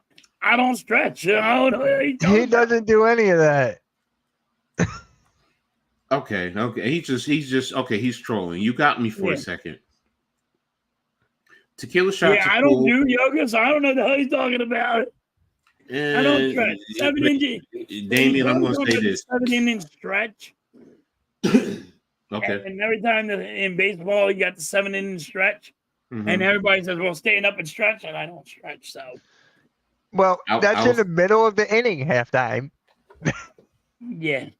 Uh, Yeah, we're you got me, inside. Nick. You got me, Nick. All right, you got me. And Damien, tequila shots are cool. I just don't like doing the salt and the lime thing. No, I just want to drink it straight. You know, me, I'm gonna be honest with you. I like. Well, it doesn't burn anymore, but I like the burn when you drink it. Most people don't like the burn. I like it. I love it. It's just that's the fun part of drinking, and then with liquor. And I also like guzzling hard liquor. Hell, when I used to go to the bar, my dumb ass would take every clear liquor and try to mix it together and drink it all out of a pitcher. You know, then I got brave and I started taking dark with the clear and mixing it together and drinking it. So exactly, everybody look at me like, and I'm saying I'm not sipping, I'm guzzling. You got liquor Listen, going out of your mouth. Think you don't understand what he's talking about of a burn? Mhm. That dude's on burn, baby, fire. burn. He just Mhm. straight up doing that is just Look, my all-time one of my fucking all-time burning. favorite one of my all-time favorite drinks, if you want to say mix, is Cisco. I love Cisco's. So, and for those of you who don't know, if you ever tried Cisco, I love Cisco and I love Everclear. Those are my two drinks, man. You give me those at a party, I'm good, man. Leave me alone. I'll drink that all day long. Like for shots, I like Southern Comfort, Yukon Jack, Mm-hmm. and then I gotta always have a chaser. Mm-hmm. For a drink, if I'm going whiskey, I'll put Yukon Jack with some ice and lime juice. Okay. And then you like to feel the burn. Mm-hmm. I like the little bit of bitter taste to it, and that makes it bitter. So I will drink that. Mitch is lost. Mitch is really lost. Mitch is like, No. I saw something on Twitter. I was just like reading it. I know you guys were talking about that. Like I said, I don't drink. We're talking about alcohol. Yeah, I don't drink alcohol. I literally don't. So I'm like, go. All right, let's get back to the subject matter. We really off base. Hey, it's all good, man. It's all good. See, this is what I love about this show. You guys rambling. All right. I wanted to talk about some of the systems that we grew up playing. You know, we touched on it. Halftime said Atari. Nick said Nintendo. I know pretty much Xbox and PlayStation. But you know one that I don't hear people talk about, and it was always good? What? Sega. Yeah. I don't hear people talk about it because you had Sonic the Hedgehog. I mean, that was the one right there. And you had to have Sega to get it. But everyone just, it's just always either Atari, then it's Nintendo, PlayStation, Xbox. And I said, wait a minute, damn it. I know everybody had Sega. We all had Sega. It was Sega and Nintendo. And where was the Sega game? And I forget it. That was the card game that was like I think it was in California or something. You're driving and you're always driving on the beach and like you're driving on the road, but if you got the water right next to you and all. It was a very popular one from Sega. It was the only one Sega had. I forget the game, but that was actually in the mall and shit, where you got, you go hang out in Atari, playing all that, and but I forget the game. What was the game, Coach? I know what you're talking about. I can't remember the name, man. I can't remember the name.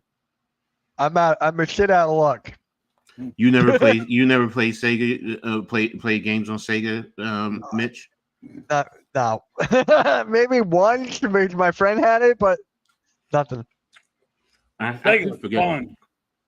Yeah, because when Sega was out, Sega even had a gun, like Duck Hunt. Like a Duck Hunt, like Nintendo. They also had that. Yeah, I was a Sonic guy. I really wasn't PlayStation. It was Sonic. Sonic was fun.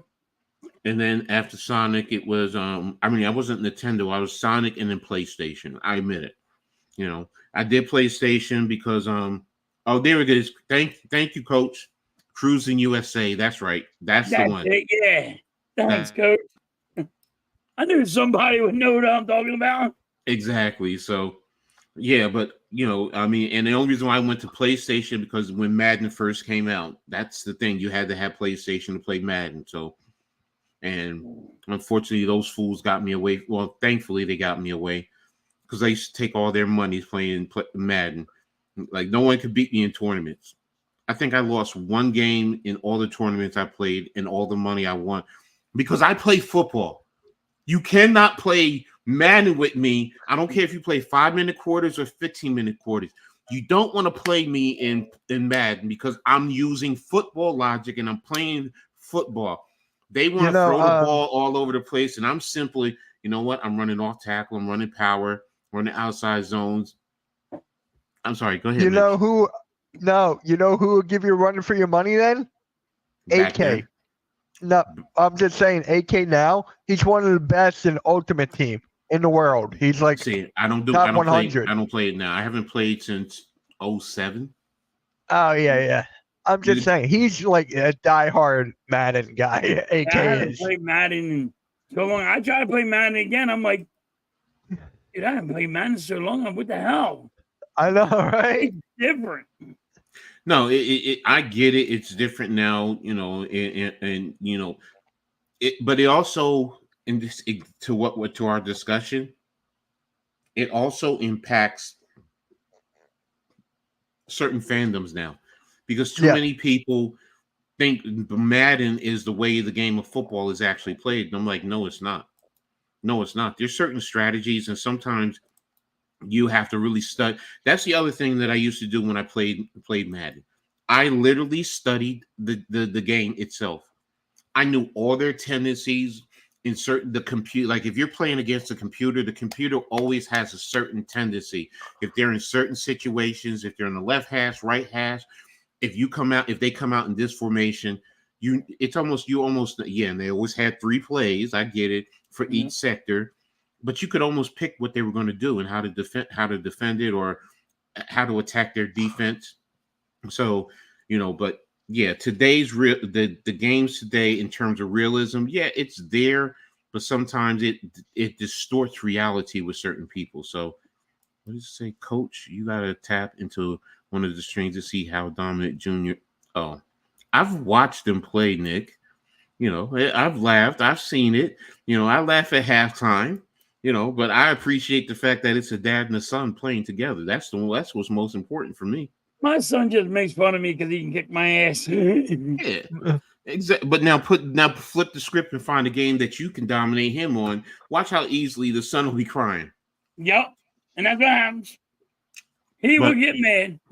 But a good dad is not trying to. A good dad is not trying to destroy his son's psyche, and that's why I have great respect for halftime. Look, if he really wanted to, I let him kick my ass. If I win, I win, and then I do my little gloating so he knows old guy still has it. Hey, Mitch, have you played your dad in any of your video games?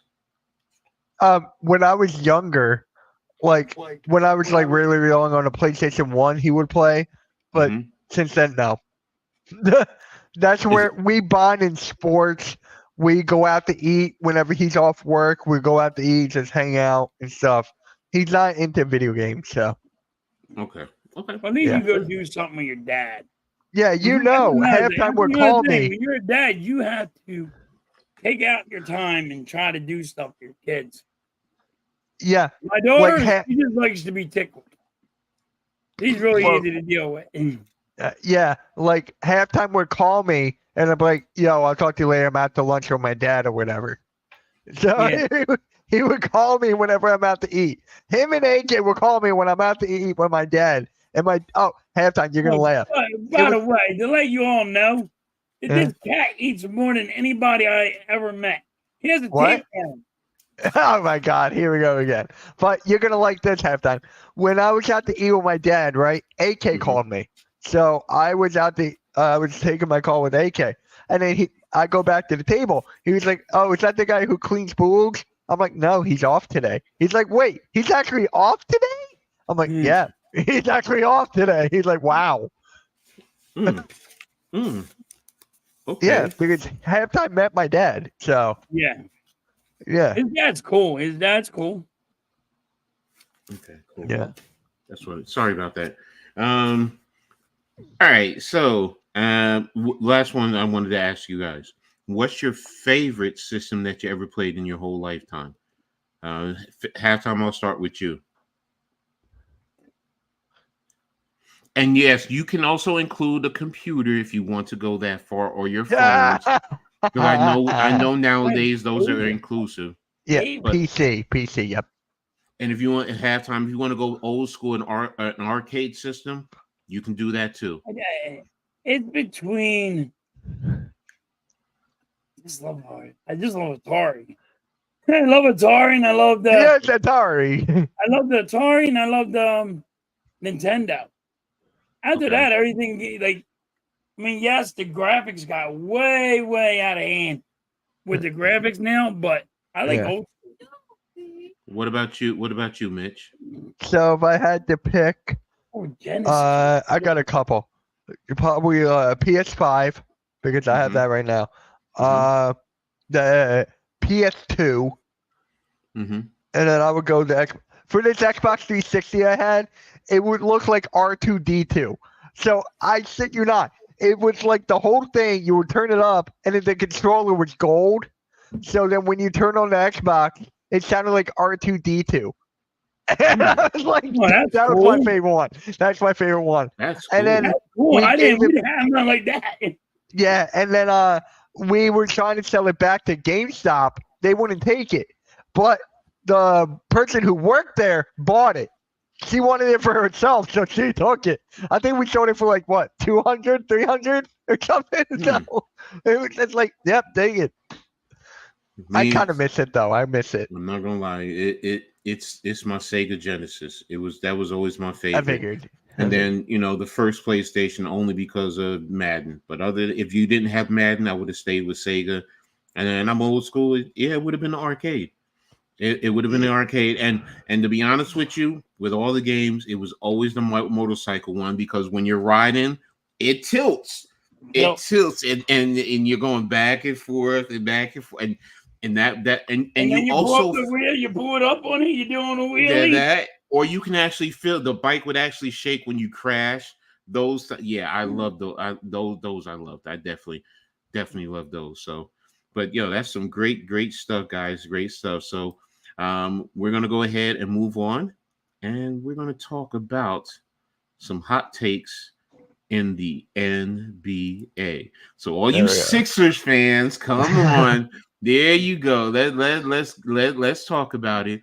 But before we get into that, because I found the article that I want to talk about, and it's called "The 10 Most Overpaid NBA Players in 2024 Free Agency." Let me share it with you guys. Oh, let me guess. Tobias Harris. He's not number one. Oh, thank God. Is he number two? No. Is he number two? He made around $300 million in his career. Do y'all have the screen? Y'all have it? Yeah, I got it.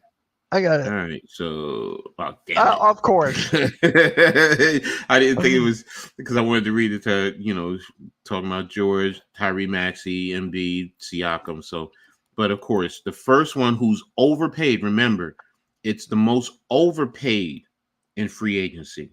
So, Paul George. They say number one. Do you guys agree with that? Oh, yeah. Do you think he deserves to be number one? I think he's overpaid. On who's number two for me. He's overpaid. I don't know if he's number one, but I do think he's overpaid. Okay. Well, how about we do this? I'm going to just go down the list. You got Paul George, go down the list one. and I'll tell you. Paul George, number one. Patrick Williams, number two, $90 million over 5 years. I can see that. Number 3, Jonathan Isaac, 5 years, $84 million with Orlando. Hartenstein with the Thunder, 3 years at $87 million. Remember, he's scored 8 points a game, man.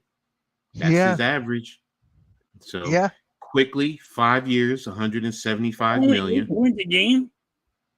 Yeah, I think his career is he averaged 7.8, 8 points a game.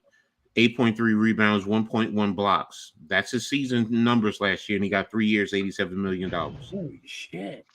Quickly, signed a 5-year. He averaged 17 points, 3.8 mil, 4.9 rebounds. Anunoby at number 6 at 5 years, was it 212 and a half? Yeah. Tobias Harris, there's your boy, Mitch. 2 years, $52 million. 52 mil. James Harden, 2 years, $70 million.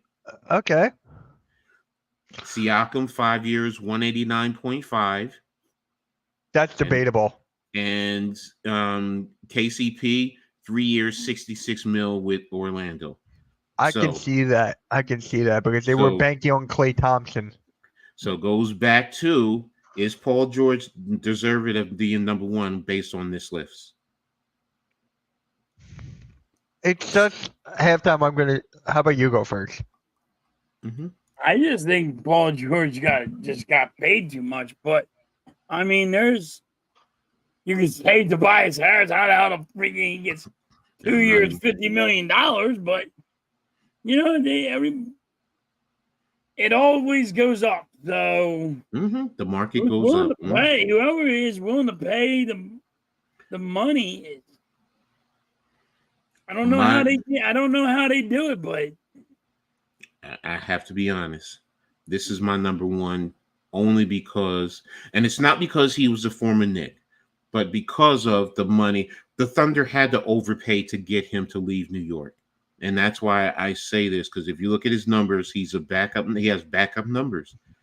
You know, if Mitchell Robinson did not get hurt, he would not have the opportunity to capitalize with it like this financially. He would have been coming off the bench. Yeah. How does he make any $87 million? Because the Thunder knew he wanted to stay in New York. And New York, we could only offer him 16.5 per mil. It was 4 years, 72 million total that we can offer because of his early bird rights. The Thunder knew that. So they wanted to make it hard for the Knicks can't match it. There's no way. That's why he's getting $29 million a year. And I can't argue with that. I really can't.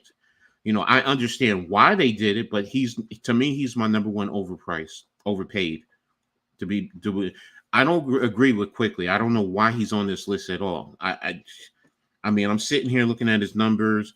You know, I know it's a big payday. He got a 5-year deal. It's 5 years. I mean, Mitch, what's your thoughts, man? In terms of Quickly, do you think he deserves to be on this list? Quickly, it's based on his potential for him. Like, how is he gonna be in Toronto? They're banking on him and other players like Scotty Barnes. They're preparing for the future with that franchise. So I can understand why they gave him that. I'm not going to call that an overpay. I don't think I would have gave him 5 years, though. Maybe I would have given him 3 or 4. It's just like they're just banking. They're in a rebuild, so they had to lock these guys up. So I'm not going to call this one an overpay. For the Sixers one, I have to say yes. It's just because. Okay, this one is number one for me.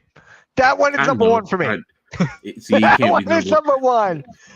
Is it honestly because he's getting paid $26 million a year, or is it just you just don't like his play? Both. See, for me, he's number one. Yeah, because I can't do Tobias Harris over Hartenstein. I just can't. He's getting $26 million. Hartenstein is getting $29. And no matter what you say, he averaged 17.2 points a game, and Hartenstein is 8 points, bro. 8 points. 8 points, and you're getting $29 million. You're telling me he's number one as being overpaid over Hartenstein? Here's the thing with Tobias, right? He's going to end his career here where it started. He's going to end it here. They're trying to bank on him to be a locker room guy. They're trying to bank on him and have him surround Kay Cunningham. They should have gave him a 1-year deal. Maybe one in like 20. I would not have given him 2 years, 26, because with Tobias, you don't know what you're going to get. I was talking to this very big Pistons content creator named Crispy Flakes or whatever. And I was like, dude, this guy is not consistent at all. Like, True. And then he goes, Mitch, for him, he didn't meet your expectations. What do we have as Pistons? What are the expectations for us? Well, you're banking on him and be your third or fourth option right now. So it's basically the same scenario. It's the same scenario. So, but Mitch, here's the thing. Again, he's averaging 17.2 points, 6.5 rebounds, 3.1 assists. You're giving him $26 million a year. Okay? Compare him to Hartenstein. He's getting $29 a year. He's giving you 8 points a game, 8 rebounds. Come on. And you're giving him $3 million a year more than what you're giving. Now, if you want to say the age, okay, 26, that could be a factor, but still to 29. Now, mind you, this is also the market. This is the NBA. It's flush with money. It's flush with money. So, you know, to me, that's I get it. I understand. I can close this out now. I do understand, you know, you have to pay to play, but there's certain ones I'm just like, bro, When I sat there and I looked at that top 10, I was just like, Hartenstein, if the Knicks could have paid him 29 to keep him, I would have said pay him 29 to keep him. Yes, I'm not saying you don't pay him, if you could do it. But what I'm saying is, in comparison to the talent and what your production, Tobias Harris is more productive. He's not consistent, but he's more productive than Hartenstein for the money that what he's getting. So, but neither one of them, though, honestly, neither one of them deserves that kind of money. Let's just say that. But I'm saying, if I'm going to look at it, go ahead. Hartenstein does deserve to get the bag after what he did for you guys. I don't think it would have been that much, though, but he was banking on himself. He's investing in himself. He proves him and Chet Holmgren, that front court, that is good. And then he's mentoring Holmgren. But Hartenstein, now remember when we played against you guys, Embiid, when he was on point, he was brutalizing Hartenstein. He was dominating him. So there's this, and I love Hartenstein. He's good with Mitchell Robinson. Those two together are good, yes. But for what you're trying to get with him with Chet Holmgren, I'm telling you, you get let them go up against Minnesota. They're going to get eaten alive because they're not going to be able to handle the physicality along with the athleticism that Cap brings to the table. And that's what I'm looking at. And I'm looking Hartenstein versus Joker. Joker will eat him. He will pay him. It's not good on the defensive side, but he brings his game more to the rebounding side on the offensive side. No, rebounding and his IQ, his basketball IQ is elite. Yes, I do. That's what I'm saying. I get it. I understand why OKC signed him, but to me, he's the most overpaid based on the contracts this year. I'm not hating. I'm not. I love the fact that he got his money. Yo, bro, get your money the best way you can. Yeah, I'm not hating on that, but I'm also looking at the value, bro. I would say I understand. Tobias Harris is overpaid, but not at number one. No, you just hate Tobias Harris. Let's keep it real. I said that. I said that. I don't like the guy. I do get where you're coming from. So, but when Mitch told me Tobias Harris made $250 million. More. I'm like, 300 in his career. 300 million in his career. That's crazy. Yeah, but here's the thing with Hartenstein, right? Mm-hmm. Who's better on the defensive side? Chet can shot block. He's a great shot blocker. But Holmgren has a better chance of stopping these bigger guys than Holmgren down low. I got to go like that. Holmgren's a better shot blocker. One-on-one because he's stronger, yes. But Holmgren has that length that, it's still difficult to shoot over him. It still is. Now, if you want to bully him down under the basket, yeah, you're right. It's easy to do that. And then Holmgren, now the thing that's going to help Holmgren defensively, especially with Hartenstein, he's going to be a great help defender. So he's going to be able to come help out, especially when Hartenstein is taking the initial blow and the initial hit, the initial contact. So, but yeah, I get you. It's good, and that's which is why he's so excited about bringing. What's up, Joseph? I haven't seen Joseph in a while. How you been, man? I haven't seen you in a minute. So but I just saw that article and I just wanted to touch on that for the most part. But who do you think is on paper? On paper, we know it has to go to actual practice and games. But who do you think is the winner, and who do you think the winner, and who do you think is the loser? Or if you want to do winners and losers, that's fine. Based off free agency? Yeah, just right now, the way free agency has gone. Like I said before, Thunder's up there just for getting Alex Caruso to add for that defensive side, and you got Hartenstein who can work on the inside. So I have to go with that. I have to go with the Sixers as well, even though I don't like the Eric Gordon signing. I'm just saying, just getting Caleb Martin, that killed Miami. That was a huge pickup. And now there's talk about us getting Dorian Finney-Smith. Like, we're in talks of trading for him. So if we get him on top of this, look out. And then The Utah Jazz. No one is talking about Utah right now because of how they drafted.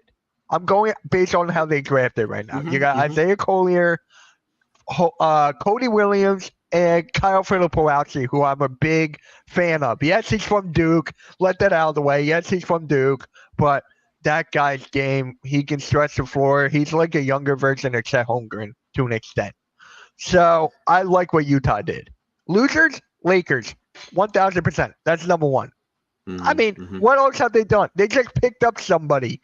It's not a needle mover. It's nothing. I forget the guy's name. That's how bad this guy is.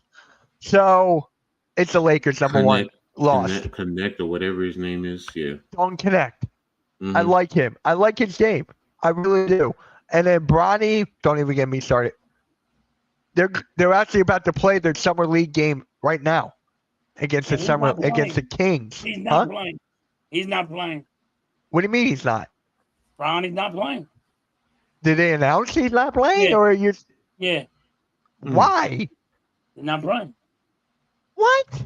He said he's not playing. Okay, is it that he's just not playing this one because he's going to play in the big one in Vegas? It might be that because remember, there's three of them in the game. So remember, there's Sacramento, there's the Sacramento, there's the Utah, and then there's the Vegas Summer League. So I can understand maybe he might not be playing in one game, not the whole tournament. Yeah, they didn't announce anything halftime. Okay, I don't know. Yes, they did.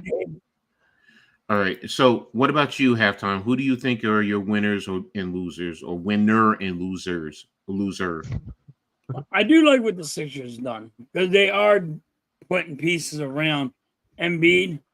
I think they still need to make another big move, a big trade. I agree with that. I still like what the Knicks have done. The Knicks are. I don't know how you guys are still doing it, but you guys are still making your moves. And like I'd agree with Mitch about the Lakers. I mean, the Lakers are just so bad. I mean, you got LeBron James, and LeBron James is running the show. He went and got the coach he wants. Once again, he's spoiled. He went and now he wants his son, and they went and took a second-round pick for him, and now they're trying to. But they said nobody's allowed to go get Bronny James because. Here we go again. Here we go again. I think they're. Come on, coach. I hear it again. Come on, coach. Baby. All right. My winners, my winners, to be brutally honest, and I know I'm going to get flack for it, and I don't give two shits. I do like what the Brooklyn Nets did because they're resetting the market, they're resetting their program and doing it the right way, which is smart. That's smart. Say what you want. Say what you want. You know, Knicks fans are, you want to hate on the Nets, and I get it. And Nets fans want to hate on the Knicks, but I'm being objective and I'm looking at the game of basketball and what you're doing in terms of building your organization. I do appreciate. Are they going to play some? Is it the possibility that they're going to be bad? For the next couple of year or two? Yeah, there is that possibility. But if they're building it the right way. My man NYG talks about it all the time. They're building around Cam Thomas. They're trying to see what they have in him to really see. You're bringing back Nick Claxton. You're getting draft picks. You're getting draft picks. They're positioned well for next year in a very good draft. They're definitely positioned very well. They're positioned well to get Cooper Flag. Cooper Flag, Ace, whoever. It doesn't matter. It doesn't matter. But yes. But the bottom line is they're building the right way for a change, in spite of everything that they've been through in the past. Philadelphia, you guys, when you just got Caleb Martin, I'm like, damn, you can say what you want about Eric Gordon, Drummond that helps out Embiid. That really does. You can load manage. Oubre knows the system. He's a good defender. He's not a consistent scorer, but he can get hot at the right moments.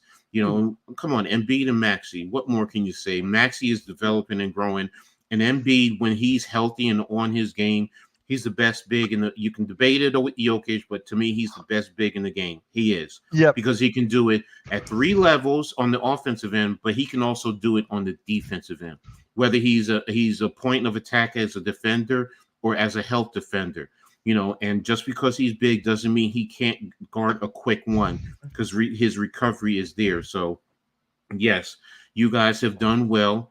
I do like what Orlando has done, especially getting KCP. Yep. I mean, I keep saying it. They're the sneaky ones. They are sneaky, and everyone can sleep on them all they want. And next thing you know, they could be sneaking up into that second level in the East. Boston, hey, they're the champs, and they're bringing everyone back. Yep. I mean, hello, out west. I'm intrigued. Let me say this. It's more intrigued, but I do think Memphis can be a winner. Now, it has to be put together on paper, and Ja Morant has to come back and play like Ja Morant. If you're getting the elite Ja Morant, I don't care what no one says. Memphis is a team that can be reckoned with out there. OKC, come on. I have to be honest, man. You said it best, Mitch, with all the pickups they get, especially with those young players that they have, and they're still set for the future. So now, in terms of losers, you talked about the Lakers, and I understand, but to me, one of the biggest losers, honestly, is the Clippers. Yeah. You lost Paul George, man, and you lost him for nothing. And you can say what you want. The trade back in the day last year when the Sixers offered him. Exactly. Yep. And here's another. I'm sorry. I forgot one other way was Dallas with bringing in Klay Thompson, not because of what he can, but he can also be a great mentor, especially for a player like Quentin Grimes. But go ahead, Mitch. Yeah. I mean, I have another loser after that. But go ahead. I got another loser. I'm just thinking of all these losing teams right now. Miami Heat. Just for the fact of losing Caleb Martin. Exactly. I'm telling you, Chicago.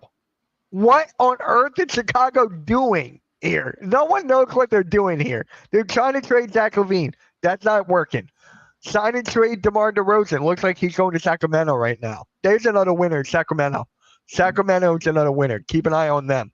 But I'm just saying, man, what is going on with Chicago? Mitch, what's going on with Chicago is they're trying to do what the Nets did. They're just trying to reset their franchise.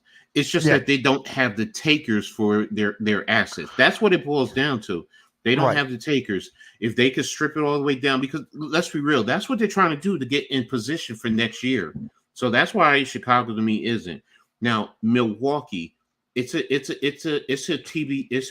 be determined for me. Yeah. Because they haven't done anything, and it's like, now, if you trade or get rid, yes, you say you want a first rounder for Brook Lopez. So that's what's confusing to me. Why? He fits what you guys are doing. Yes, he's older. If you're just trying to get assets with Dame and Giannis, then what are you trying to do? And are you telling me who's going to be your consistent starting big man? I'm waiting to see with them, but if Chris Middleton comes in and he plays like his old self, then I'm going to eat my words, because then them holding off and waiting to see was perfectly smart then. But right now, you don't know, especially when you look in the East at what Boston is the champs, what Philly and New York are doing, even Orlando.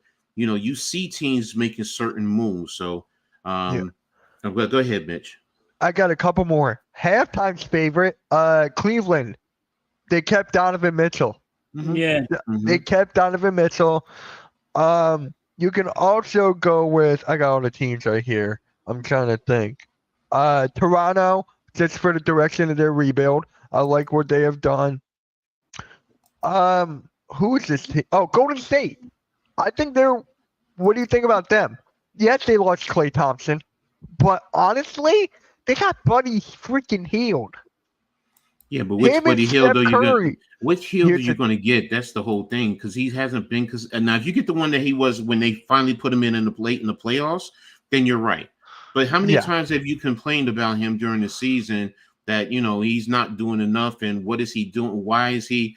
And plus, he was been sitting on the bench a lot of times, coaches' decisions. So Yeah. I get where you're going, but you know, we talk about consistency. You do.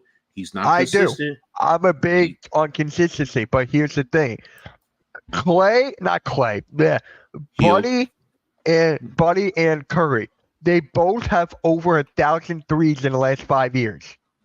So once everyone's focusing on Curry, you got Buddy Hield wide open, and Okay. you got Kuminga. You got to worry about.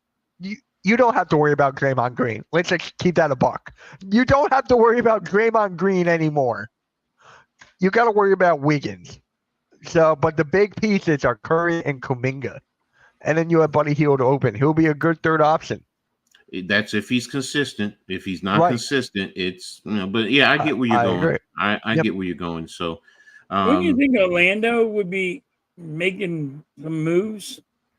they have made a couple of moves, but they don't need They to have because made they a couple. you're resigning your key players in Wagner, both Wagner. Oh no, you resigned one Wagner and you gave the other one an extension.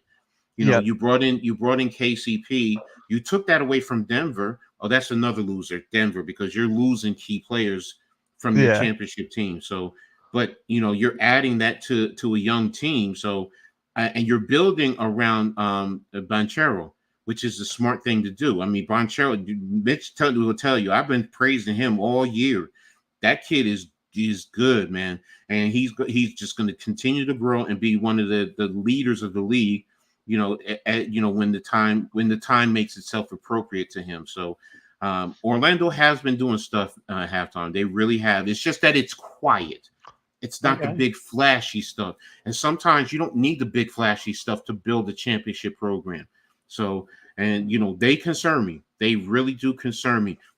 You know, people always talked about guards, but they have guards and wings. And what has Boston shown you? That's the way to win. That's what Boston showed you. That's the way to win. What is New York and Philadelphia doing? Getting wing protection and getting depth. And that's the way to win. And Orlando is there. They just have to put it together. And they're also a very good defensive team. They really are.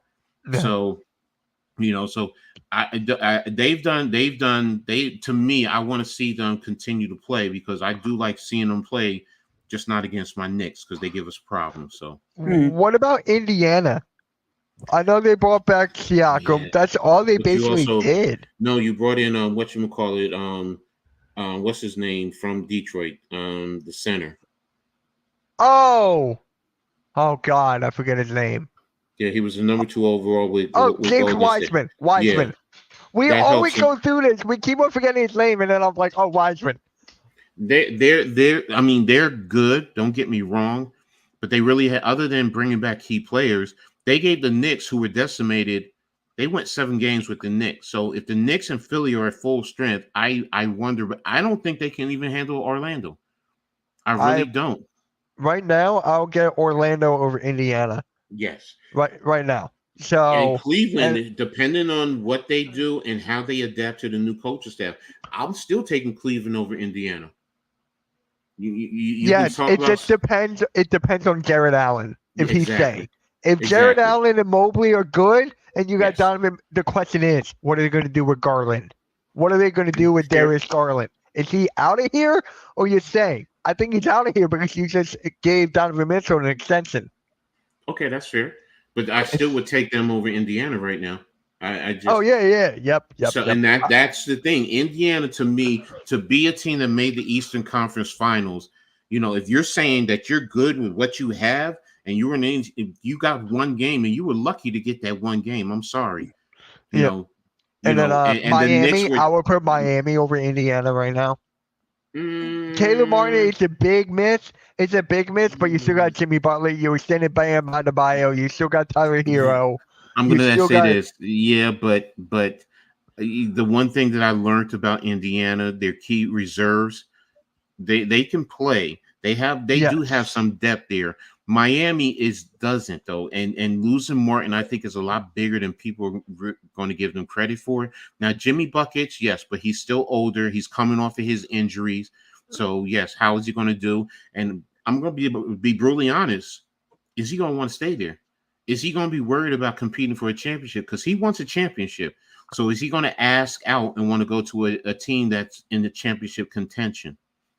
So Yeah. it's a wait and see. But yeah, if they're playing to their potential, then I'm with you. They can definitely step over Indiana. And they got that Indiana rookie who I'm very, very high on, the center, Khalil Ware, who I'm very, very high on. So Fair. that's a great backup to Bam Adebayo. That's fair. So, but Indiana, I mean, and don't get me wrong, Halliburton, Siakam, they're good. Miles Turner, they definitely have players. They showed, but when they beat up on them, or when they competed with the Knicks, they didn't beat up and won in 7 games. The Knicks were decimated. That's the whole thing. You go full strength with Mitchell Robinson, Hartenstein, Julius Randle, OG. You put Josh Hart to the bench. With Devo at that time, with everything that they had, I don't think it goes 7 games. If you want to say it can go 6, maybe, but I would say Knicks would have won that in 5 games. If they're at full strength. So, and spare me with, Indiana was missing whatever the kid's name is. You're talking about one player, where the Knicks were missing literally, and Brunson went down in game 7. So come on. You guys didn't mention the Suns. I was just about to say Phoenix. There you go. As a what? A winner or a loser? I'm going at them as a loser. Yeah. Don't you think they're a loser? Right now. I mean, everybody's naming all these guys saying they're losers. Yeah, Phoenix hasn't done anything. The Phoenix Suns are a big loser? They just got one player, and that was Monte Morris, who I wanted Sixers to grab, actually. Like, that's all they got. The Suns, they are not a winner, but they're not totally in a loser mode as of yet. To me, it's in the end, it's how does going into year 2, how does Bradley Beal fit into the equation, and is he going to stay healthy? Now, those 3 are healthy, and what are you going to put around them? To be honest, but if those 3 are healthy and they're playing at their top best, they're still a tough team. They're still a good team. Are they a championship team? I don't know. Because they also brought Royce O'Neal back, so that's 2. And Bobo, so they brought him back as well. Bobo, Manu Bol's son. I know who I'm being sarcastic, so I mean, he's a 3-point shooter. He doesn't scare me as a defender. Yeah. How about the Pelicans? They got with the DeJounte Murray there. Zion. I think that was a good move. It's a good move. And they still want to trade Brandon Ingram. I'm like, what are you doing? That's my thing. Now let's be real. Everything that we're talking about, yeah, you're right. We don't even know their salary cap situation. That's another factor. Sometimes we all forget, myself included. Sometimes, as a Knicks fan, I learned, there's moves you have to do because of this first cap, second cap situation. It's like, damn, you got to really think about the money, because it can hold you, it can hinder what you can do as an organization. So, I don't know what they're doing, and that's why with the Suns, I want to go back and look. I think they're at the second cap right now, or are they at that final cap? I think they're at the second. I think that's my guess. Yeah, so that hinders what they can do. Like with the Knicks, what they just did with their trade, where Knicks fans say that they robbed us or whatever. And I forgot who I was talking to. First of all, y'all were talking about y'all wanted Deuce McBride now. You wanted Deuce McBride. Well, you didn't get him. You got Shake Milton. Okay. Not talking down about Shake Milton, but you wanted Deuce McBride. You got Shake Milton. And what you did with this trade, you allowed us to get to the second cap, which opens up $15 million for the Knicks. It opened up $15 million. You could sit here and talk about, you got all these draft picks. If the Knicks are winning, and I'm not saying first round draft picks aren't important no matter where they are, but if the Knicks are winning, if they're in the 20s on down, okay. Hey. That's what you want, then that's what you want. Now, is it beneficial for both teams? Yes. But, to those who say that they robbed the Knicks and whatever. It's just fandom. I get, yes, there are Nets fans who go around saying that they robbed us and all this and that. Look, and they're baking on 29 and 31 because they expect the Knicks to be bad. So then those picks will go up in the draft lottery. Okay. Right now the Knicks are competing for. Going to be bad this year. So, well, I'm talking about the long run. I'm not even talking about just this year. This is the thing with the Nets fans. It's and you got one pick swap. You're talking about all these first rounders. They gave you Milwaukee's. They gave you others that are contingent and they're lottery protected. And then if they don't transfer after a couple of years, they become second round draft picks. So did you really get a first round draft pick? Milwaukee's, I think, will transfer in, because I think it's top 10 protected. I think they'll make the halftime. Bronny James is playing. What are you talking about? I don't think they're going to play. I don't think he's going to play. He's in a starting lineup. Okay. He's in a starting lineup. I'm looking at it right now. He won't play. Now you got to keep him on the bench. Yeah. You know what? I'm gonna put that game on for me. Yeah, now you got me intrigued. Now I just want to see. I want to see myself now. Yeah, I'm gonna put the game on my computer right now. Watch LeBron James drinking. He's gonna be ass. Let me get that out of the way. What channel is it on? I think it's on ESPN. But if the Knicks were healthy, they would have. This is what Nick is saying right here. The Celtics would have won the chip. Halftime agreed to me on that. Yeah, but I mean, they got to stay healthy. That's the problem. Okay, I'm waiting for it to come on at 4:30. Everybody. Yeah, but yeah, everyone's even with you guys. Paul George and Embiid have to stay healthy for you guys to be a championship. Yes, it doesn't matter. You can say any team, but that's Celtics. Sports. I mean, there's never Celtics have to stay healthy if they're going to win a chip. Hell, they're already going to be starting the season without Porzingis. So how does that impact them? I don't think it will impact them greatly, but it's a possibility. So, the Arena Football League is on.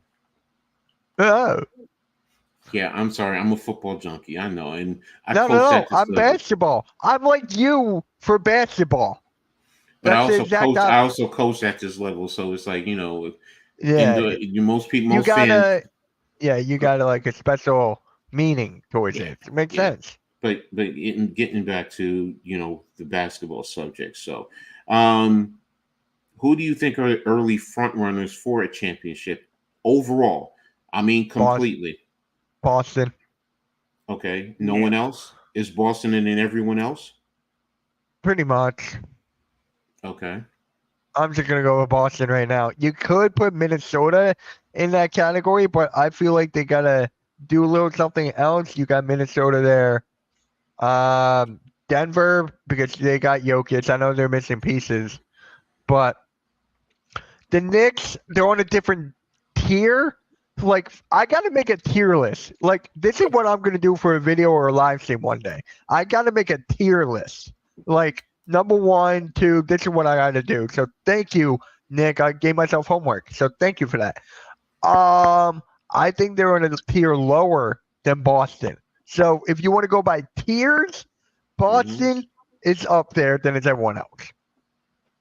Okay. It's got to be the Knicks. You got to put the Knicks up there, too.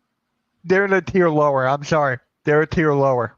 Remember, the key word is who are the front runners for the championship and overall NBA championship. So I got the Knicks. You think the Knicks can beat Boston then, basically, what you're saying? Yes. Okay. If they can stay healthy, I think the Knicks should have beat Boston. I'm getting – honestly, I just got to go on this little rant. I'm sorry. I'm getting sick and tired when people are saying they got to stay healthy. They got to stay healthy. I hate saying that. I'm like, that's part of the game. I know. But I just feel like with basketball, more people say it time and time again. It's getting annoying. You say it all the time. I hate saying it. I hate it. You say it all the time. And beat us stay healthy when somebody else says because I'm being real doesn't mean I like saying it. Well, Well, okay, I'm Mitch, being what you're real. saying is true. Yes, it's a part of the game. Injuries. We say it in all sports, man. We do. We Yeah. really do. With football, you say it in football. Everyone says it in football. Everybody So, says it in every sport. so I get it. I understand. But you know what? Let's just say, for argument's sake, everyone goes through the season healthy. So let's not even put injuries into the equation. Let's say on paper, On based paper, on what everything is, you say the Celtics. I'm going Boston. Halftimes, yeah, you go Uh, Celtics. Halftime goes the I'm Knicks. going the next. All right, I'm with Mitch. It's Boston right now, and then everyone else. Now, if I break it down in, like you said, in tiers. In the East, it's Philly, and then on the second tier, it's Phil. I'm sorry, it's Boston, Boston. and Yeah. then in the second tier, it's Philadelphia, Milwaukee, and New York. And then That's right me. after that, That's me. is if you want to say Cleveland or in Orlando. If you want to throw Indiana in there, all right, I'm cool with that. And then after that, it's Miami, I will put Miami there too. Yeah. and now out west, it's a little bit different. So I have to stay with Dallas right now. I have to, because that Klay Thompson and bringing in Quentin Grimes, I think it helps them because now they also spread the offense. They really do. So that allows Kyrie or that allows Luka to attack the paint. And if you collapse, you kick open 3-point shooters, just like you were talking about. Whatchamacallit going to Golden State with Buddy Hield. Buddy Hield. Yep. It's the same thing with Klay. Klay now doesn't have to, do much. He could just play off, get him the open shot, and he could get you. And if he gets you 5 threes in a game, that's 15 points just there alone. So, and then if Quentin Grimes develops into a good 3-and-D player, it helps them. So, I have to go Dallas, Minnesota, OKC, and my sneaky one underneath them is going to be Memphis. I have to see what happens with John Morant. And don't forget, they have Zach Edey. Yes. That pick and roll right there, Edey is a good offensive player. He has to develop in the NBA. I get it. And his defense, you want to question. But I will say this. He's 7'4", 300. If you're coming down the lane, that's going to change your shot. That's going to change your shot. Now, if you're talking about, you're going to bring him out on the out on the wings, I'll take my chances with a big stretch guy and the percentages on him hitting consistently from 3, where I'm taking Zach Edey, put him on the low box, and he's just going to take you down low. You foul him. Now he's fouling your 5 player, which I'm talking about, like Hartenstein, and I'm talking about what's his name? What's his partner now? With OKC, Holmgren. Yeah. The only ones I will say who have a good chance of defending him is Minnesota because they have the 2 twin towers there. So Yeah. But pick and roll What about with John the Morant. Spurs? What about the Spurs? No. I need to. They're still young. Picking up CP3 is fine, but that's going to. No, I'm not saying tiers. I'm not saying that at all. For the Spurs, I got like middle of the pack. I'm talking about is like defending Wembanyama, defending Zach Edey. That's what I'm talking about here. And I think Wemby can defend him pretty well. I don't. I'm sorry, Mitch. The young Wemby is too damn light in the ass. He's too damn. He's 7'3". He's 7'3", and 7'4", 300.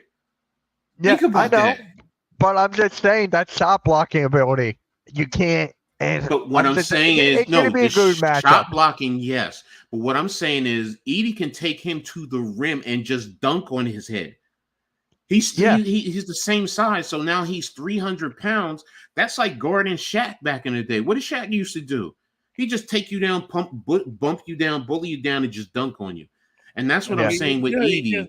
Against Wembanyama. Against Wembanyama. That's what we're only talking about. Yeah. Now, Wembanyama can take him off the dribble and do things athletically that will kill Edey. So then that's the trade-off right there. So I'll give you that.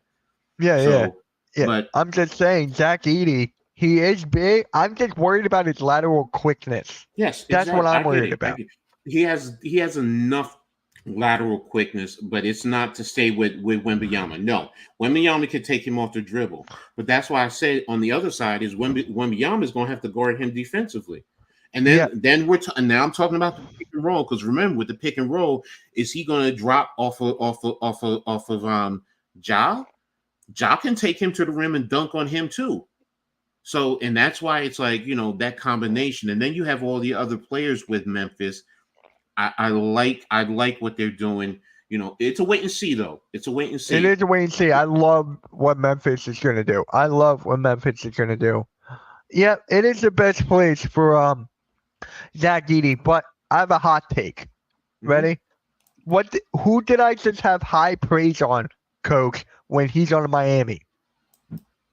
Who's that backup center that they just drafted? Backup center from Indiana. I forgot his name. Khalil Ware. I have such high praise on Khalil Ware. He's going to be up there with Zach Edey. He's going to be up there a little bit. I can just see it. And he's familiar. They both played in the Big Ten, so there's that level of familiarity. So I get you. And I'm not making Zach Edey to be the Rookie of the Year. Please don't anyone think that's what I'm saying. What I'm saying is his size will cause problems for a lot of teams in the league. So I agree. You're playing him with Ja Morant, who would pick and roll. You still have JJ. So it's like, then you got Bane. You got Desmond Bane there. Exactly. So, I think they fit perfectly together. So, and we're talking about the tiers out west. So, and see, I haven't even talked about Denver. And Denver is like, they're right there in that second to third tier for me. I just want to see right there. Right now it's just pretty much their starting four. What do you have after that? What really? I mean, I don't know what's on their bench. So it's once you get past Jokic and Murray and Porter, it's like I think Denver is second to third tier, give or take. The other three teams, Denver is I think right there with Memphis, someone might argue the Clippers, depending on what they do. They're still a good team. They're just not a championship team. The Lakers are probably underneath them, depending how JJ Redick factors in. So, I mean, the West, I think we were talking about that on the pick and roll, because you guys were talking about the West is deeper than the East, but I said the East has more top level teams than it's more level now. It's still like I can see the East is becoming more competitive, but right now, here's something about the Clippers. They're talking about trading Westbrook, but they're always talking about trading Westbrook. Yeah, and Westbrook apparently wants to go to Denver. So I'm like, if he goes, that doesn't help him at all. No, that doesn't. No, that makes for me that makes no. I'm with you on that. What is up, Daniel? What is up, my guy? No, I want to talk to you guys a little bit about your Sixers. All Go for it. How will the Paul George move help your team or hurt your team? And is he worth the money? All right. Halftime, you go first. Go, you halftime. All right. Come on, halftime. Give me a rant. I don't think he's worth the money, but I mean, I think you could have got him a little cheaper. I think you overpaid him. But I like he plays better defense than Tobias Harris. And he's a good 3-point shooter. He can shoot threes, and we need that. So I think he'll be a good fit.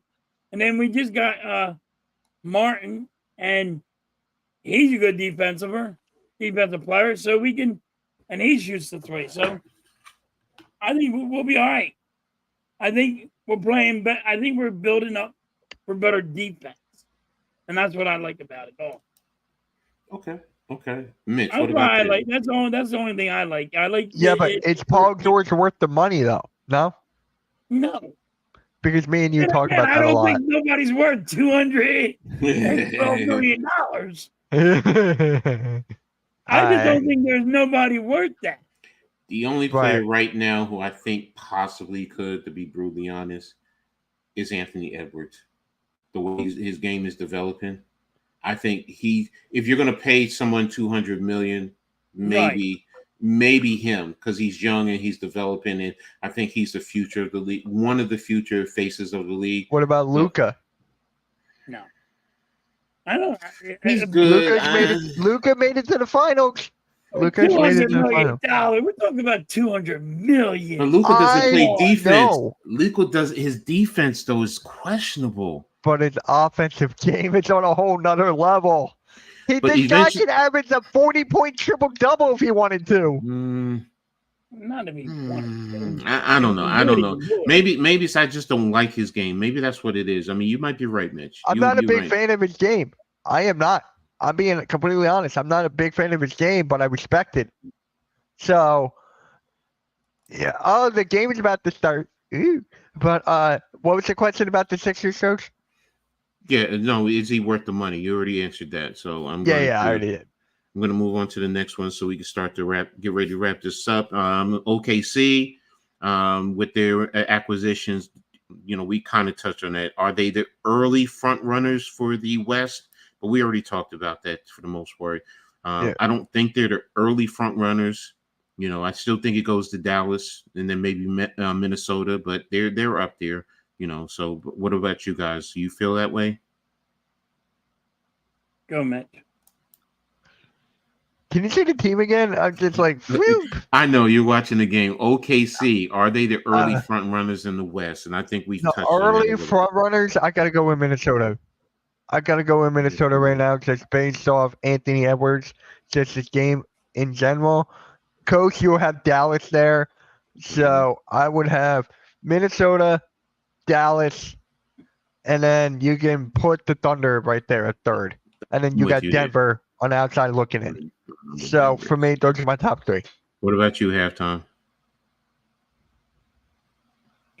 I'm lost on that one. I don't know. All right. That's fine. I'm not as big on basketball on all over like you guys are. I'm not big on baseball. So basketball, like I can just see what my team does. I don't really. What is up, bro? I'm lost in basketball. All right. How do you guys feel about the barrel? I'm just reading the question I got in the chat here. How do you feel about the power forward position? We still need a backup. We need a backup power forward, no matter who that is. We're talking about trading for Dorian Finney-Smith, who I'm good with. I want Dorian Finney-Smith. I think Ricky Council will be involved in that deal. So it's like, in order to get that, we have to give our Ricky Council and some picks. So I would not be shocked if we got Dorian Finney-Smith. All right. Two more things we're going to touch on before we get out of here. This last one with the NBA. The future of the NBA. Who are the young players who can be trusted to take the mantle and represent the NBA with integrity and professionalism? Man, this is a good one because I already got a couple players in mind. I'm just going to shoot them. Wembanyama, he's up there. Anthony Edwards is number one. He's number one for me. So you got Edwards, you got Wembanyama, you got Luka Doncic. I mean, that guy is, we're all wondering about that as well. Those are my three I got. Not John Morant. I wish I could put John Morant there. I wish I could. But then after the stunts he had pulled, I'm sorry. No, that is out. Those are my top three. I could say Brunson. He's not up there talent-wise, but he can hold it. He can represent the league very, very well. So he's a representative. I'm with you in that regard, but Maxey, I gotta go Tyrese Maxey there. Okay. I'm not gonna go on and on, but those are my top five. What about you, Halftime? Who do you think? Well, I think it's going to be Anthony Edwards. I hate when reporters do this. I know they're calling him the next, Michael Jordan. And I hate that part because as soon as they did it, he started, not having his game went down a little bit. But I do like him. And I do agree with Brunson too. Brunson's a good guy. He's that could be up there. Maxey, you could see Maxey in that situation. So I do agree with Mitch on that. But Edwards got to be the top one. Okay, I'm with you in terms of Anthony Edwards, but here's a dark horse. Shay. No, Pablo Banchero. You know, I was just thinking that. Like, I had him on the outside looking in as well. That is a very good call, very good pick. It depends on what they do this season right now with the offseason they're currently having right now. If they build it correctly and Banchero ups his game, then yes, I can honestly see it. Here's the funniest thing. And there's a dunk for the Lakers. Here's the thing, right? It was actually kind of funny. Remember when Banchero and Jabari Smith were trying to get drafted? Who's going to be number one? Everyone thought it was Jabari Smith. Magic took Banchero. Jabari Smith, you barely hear from, except for from Houston fans. Banchero, you hear about from everybody. So it's just amazing. Exactly. So that's why I say Pablo Banchero. Now, to be honest with you, if Brown from the Celtics, it wouldn't surprise me. If with his game going, he's another one who's a great person overall, no problems, extremely intelligent. Hell, Mitch, like you, he's a chess player. He's a chess player. So and people don't realize, you know, he's extremely smart. Hell, he went to Cal. Cal is not an easy school to get into, you know, in terms of academics. So, and he did very well there. So he wouldn't surprise me there. I'm with you on Wemby. You know, what can you say? His game continues to develop. You know, Bronny brick the shot. Okay, so you're ahead of me. So, but you know, that's one that those are some that, you know, for me, it wouldn't surprise me. Now, again, everyone in chat, I know you probably have other ones that you might have in mind. So, you know, but these are just some of the ones we're talking about right now. So, and Jeff Doughton, the Sixers let him go. The Sixers released him a while ago. So I just gotta say that. Okay. And let's see. Last thing. I want to talk about just briefly in terms of the NFL. For those of you who don't know, one of the young players who was just drafted passed away tonight. Was it yesterday or today? It was last night. I think it was. I think it was last night. Yeah, got and it last night, but he went to the hospital, and I think he passed away this morning or something. Yeah, it's Kyrie Jackson, right? I believe his name is. Yes. You know, so I wanted to, you know, offer my condolences and prayers to his family, to the organization he's a part of. You know, it's Kyrie Jackson. I mean, you know, it's tough, especially when you hear of a young player like that just coming into his own, you know, just getting drafted, you know, into the NFL and dying in a car accident. I don't have all the particulars. I just heard about it today, and I just wanted to offer my condolences to his family. You know, I never want to see anyone, you know, in a situation like that, because it's tough. It's always tough losing family members, no matter what, and especially a young one like that. So, you know, but you know, what's your guys' thoughts on that? Well, that's kind of fucked up. What just happened, and where, you know, he passed away. He just got into the NFL, and I know his friend was driving or something, I heard. So, you know, condolence on his family and all. And I would like to see the kid play. So, Mitch, what about you? It's a shame, man. It's just like I was just watching one of his clips that he made once he got drafted, and I'm like, oh my God, you just don't know. It's just like all of a sudden, you just don't know, man. Just be careful out there, guys. Be careful.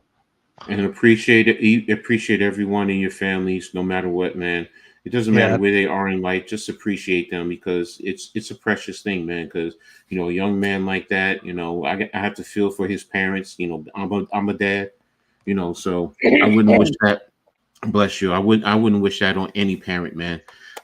It's tough, and it does so many different things to you, psychologically as well as physically. Some parents can get sick off of it. So, and we lost the opportunity to see this man play in the NFL and grow and become hopefully a key contributor in the league. But I just wanted to touch on that quickly before we get out of here. I wanted to talk more about the NFL and the Olympics, but you know what? We've been on here for almost over 2.5 hours, so it's fun, man. But I know Mitch.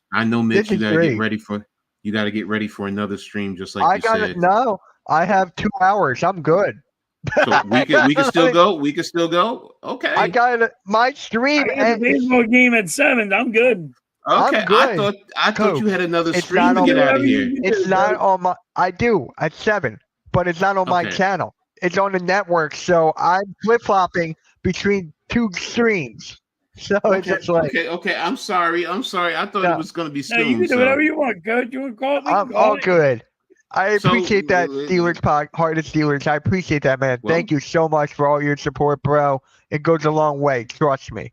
Well, let's get into the NFL because that in the end in all sports, that's the moneymaker here in the United States. I'm sorry, I don't care what nobody says. We love basketball, we love baseball. I know Mitch.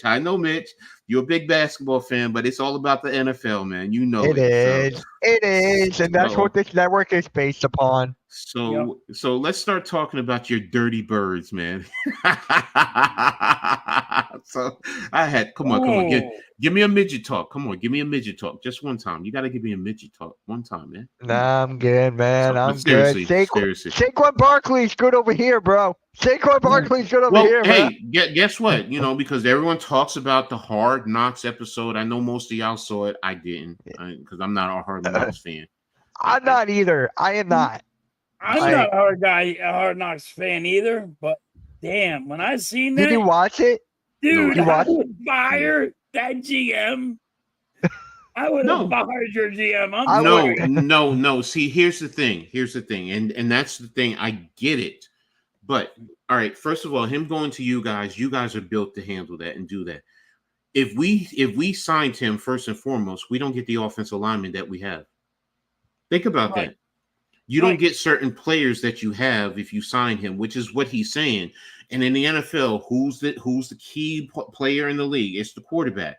And his argument of you don't pay a quarterback $40 million to turn around to hand off to a $12 million running back.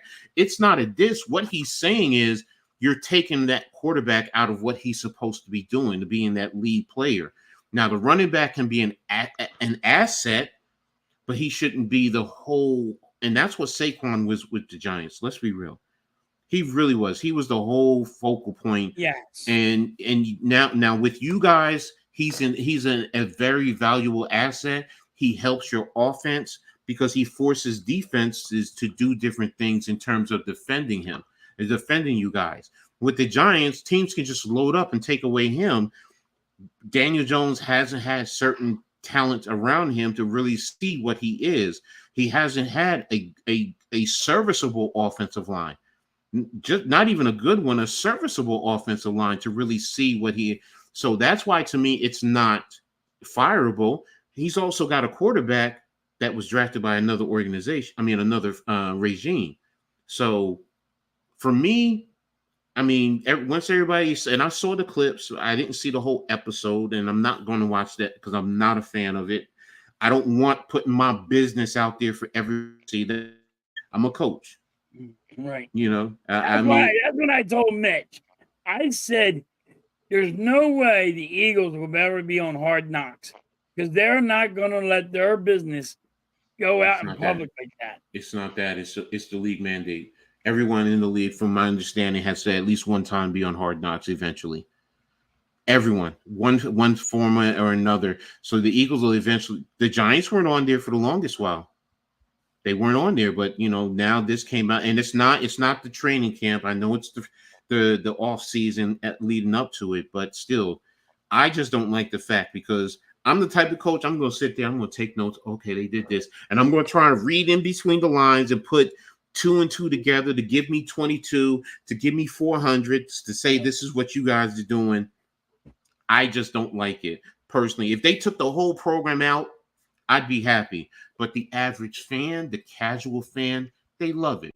For me, hey, this is reality TV. That's really how I look at it. Yep. It's not real, so, but hey, I get it, and other organizations, just like you said, you're going to sit there and say that GM should be fired. That's some messed up stuff that you did to Saquon Barkley. But if you look at the big picture in terms of building a organization, a team, you have to. I mean, you did need an offensive line. Yes. The Giants really did need to go get an offensive line. Mm-hmm. But like the one guy was saying on there, he goes, all right, well, Barkley is 90% our offense, 92% of our offense. Like, what is going to be this team's freaking offense now? It has to go through the quarterback. Right, it's going to be the quarterback. Yes. The quarterback, $42 million. And I get it. I understand, but you got to get him weapons too. Yes. But see, now the other thing about the Giants in terms of the quarterback play, don't forget, after this year, you can get out from his contract.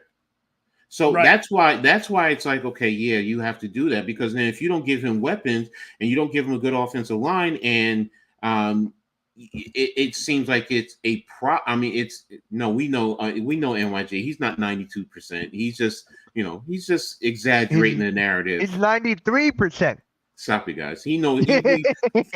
No, but we all know. No, I know. I just so everyone makes sure he's not being serious. What Barkley was a key component to the offense. He was was, and as a DC and as an organization, what are you going to do? Where's Barkley? How do you defend him before you go to anyone else? Yeah, people over exaggerate. They do. We know that, but the point of the matter is, in terms of building this organization, and we know it starts with the quarterback. Now, if you don't like the quarterback, that's a different story.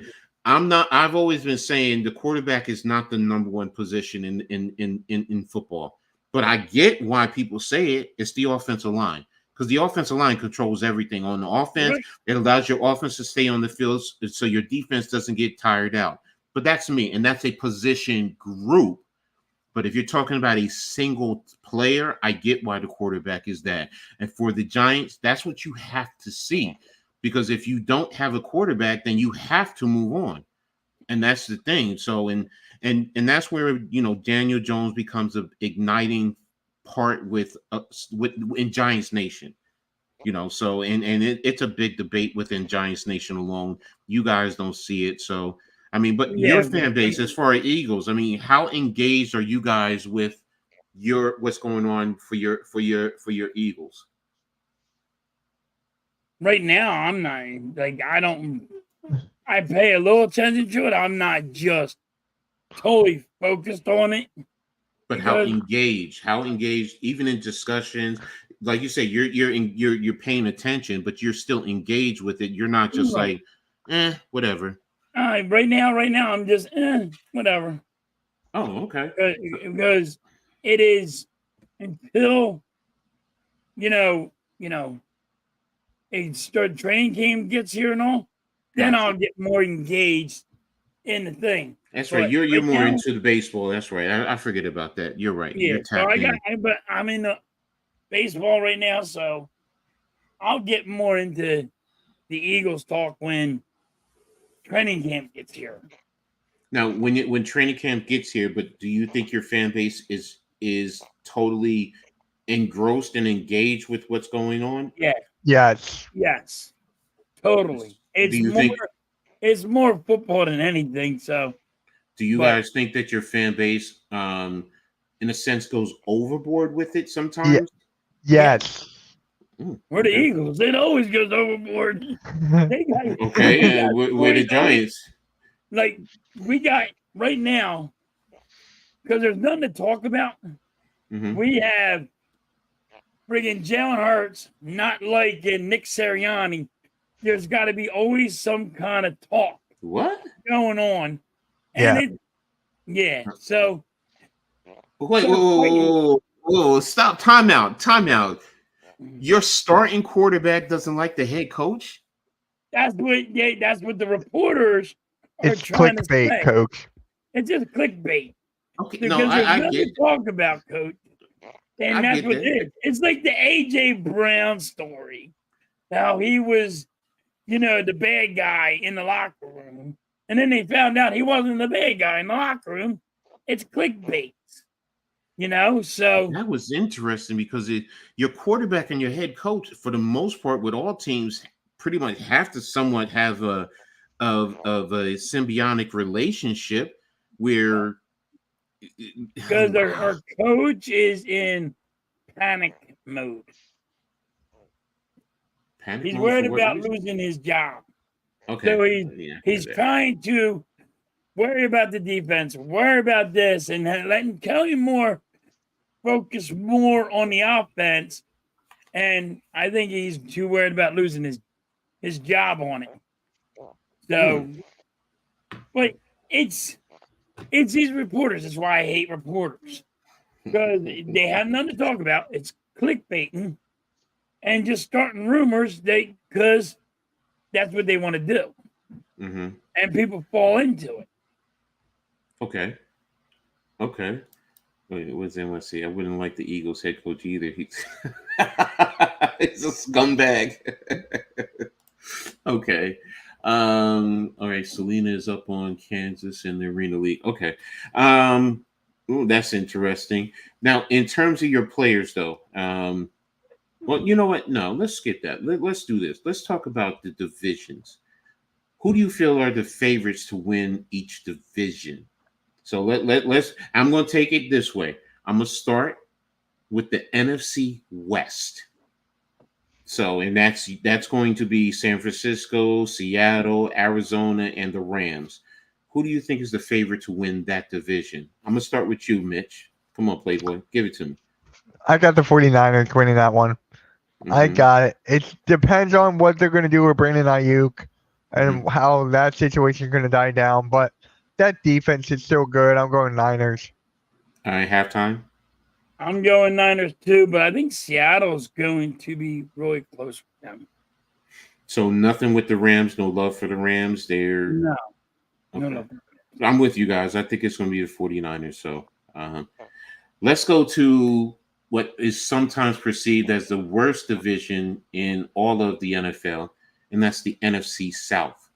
And that's, of course, Tampa Bay, Atlanta, Carolina. Who am I forgetting? Carolina, Atlanta, Tampa Bay. Thanks. Oh, in New Orleans. Thank you.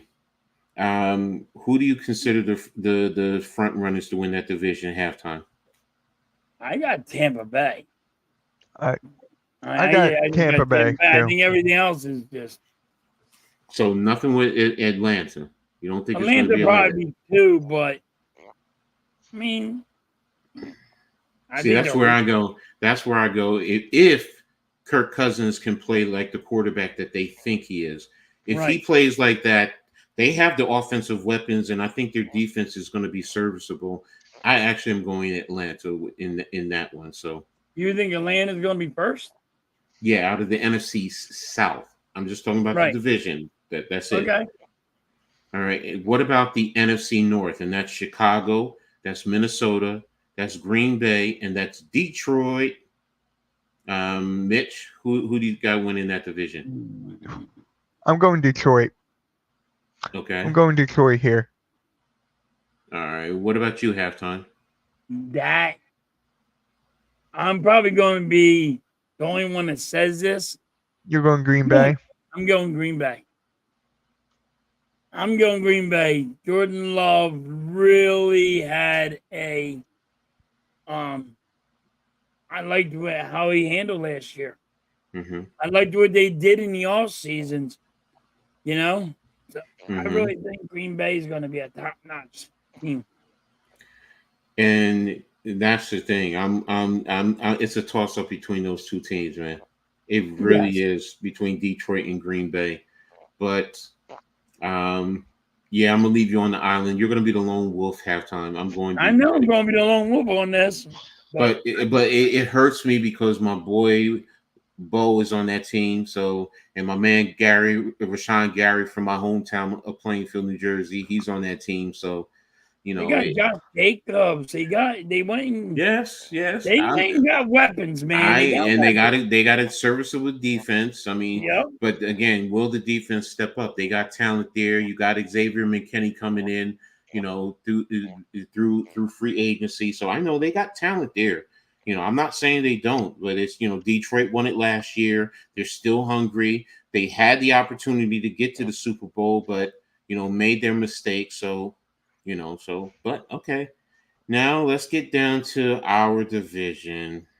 Eagles. Yeah, I already know you guys are going to say it's going to be the Eagles. I'm going to say Eagles. Dallas is going down. Like, it's going to be for number 2 spot. It's going to be against Washington and the Giants. The Giants are owning this division. Y'all hear me now? The Giants are owning this division. I don't care what you dirty birds say. I don't care what those scumbag cowgirls think. And Washington, you don't even have a damn identity. You don't know who the heck you want to be, Commanders or Redskins or this one or that one. And I don't care if you have my boy Magic Johnson over there. Y'all going down. You hear me? Y'all going down. The Giants are owning this division.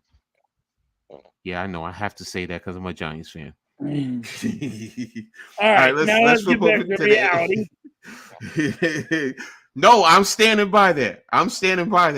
So if I'm wrong, I know y'all gonna come back and throw pie in my face or whatever the case may be. No.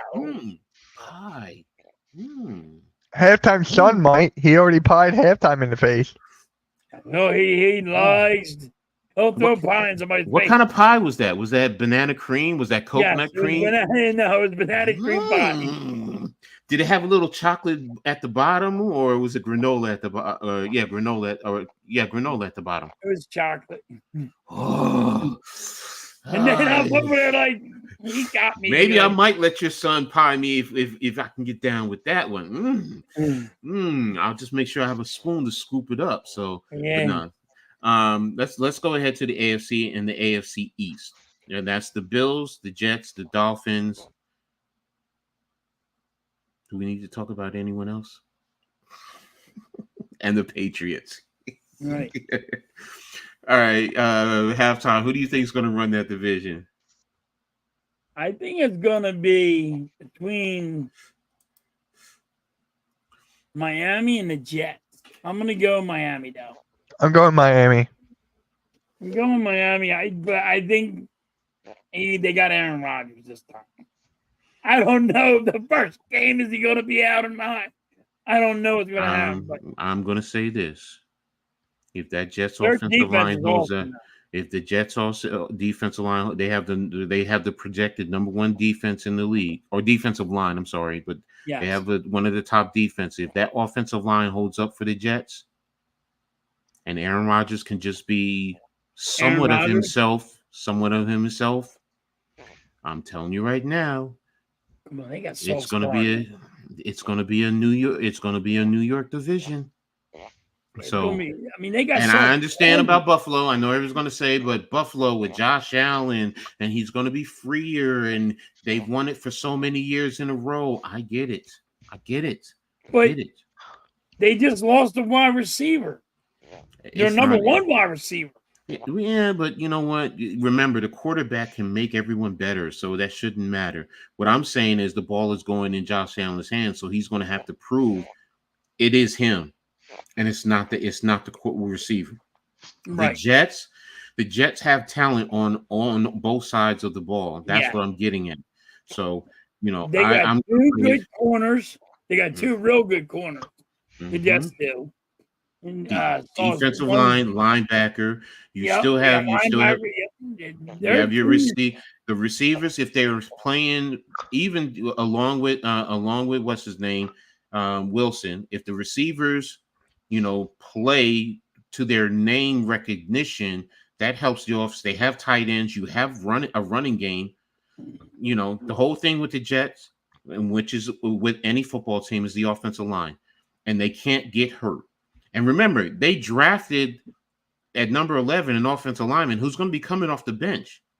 Yeah, he's going to be coming off the bench. He's not going to start because you have veteran guys there. So again, if they stay healthy, which Mitch hates saying, but if they stay healthy, it's going to be the Jets out of the AFC East. But let's move on to the AFC South. AFC South is Jacksonville, it's Houston, it's Indianapolis, and I'm forgetting one more off the top of my head. Tennessee, thank you. Tennessee. Great song, by the way. But yes. Go ahead, Mitch. Take the lead. Come on, be the point guard. I know you be the quarterback now for a change. Oh wow. So, I think I'm a little small for a quarterback, but I'm going Houston. Mm-hmm. Okay. I'm gonna go Houston. Just like the way they rebuilt, the team is looking with Stroud. I said his name right? Yeah. CJ Stroud, yes. CJ Stroud, yeah. I don't know. Yeah. But I'm going with Houston. Okay. Coach Dante from Houston will love that. And Coach Dante from Jacksonville will hate that. But hey, what about you? What about you Halftime? I'm going a little different this year. Mm-hmm. I do agree that Houston's going to be a good team. They're not going to be a bad team. Mm-hmm. But I think the Colts. Damn. I think the Colts are going. Now they're getting their quarterback back. Their quarterback was hurt last year. Mm-hmm. And they made some moves. So I think the Colts. Keep your eye on the Colts. Don't be sitting there and just giving, Houston all the props. Because the Colts were hurt. They didn't have their quarterback. They didn't have it. And Jonathan Taylor. They didn't have Jonathan Taylor. So they didn't have Jonathan Taylor because he was dealing with his contract. And you're gonna. What's the guy's name? Roger. His name's Roger, right? No, Anthony Richardson. Anthony Richardson. So they have the Colts. Yeah, it's gonna be a close one. It ain't gonna be like, they're gonna blow out everybody. It's gonna be like a game or two. It would not surprise me if this whole division is just so that close together, including with Tennessee. I mean, Jacksonville won it the year before last. They're still They still and yeah, they just paid Sunshine all that money, so they believe in him. So they are an okay team for that division. But I was thinking the same thing, getting Anthony Richardson a year under the system. If he can come back and be healthy and he can play quarterback. Now that's the issue. His accuracy is always the issue, and knowing when to put touch on that football to get it to his receivers. But yeah, I'm with you. They have the talent. They're underrated. So it would not surprise me if they won that division, but it wouldn't surprise me any of them. But I'm going with Indianapolis also. I'm going. Well, it's not an unpopular opinion since you went with me now. So mine is an unpopular opinion apparently. No, you're the lone wolf. You're the lone wolf. Remember, you're the lone wolf.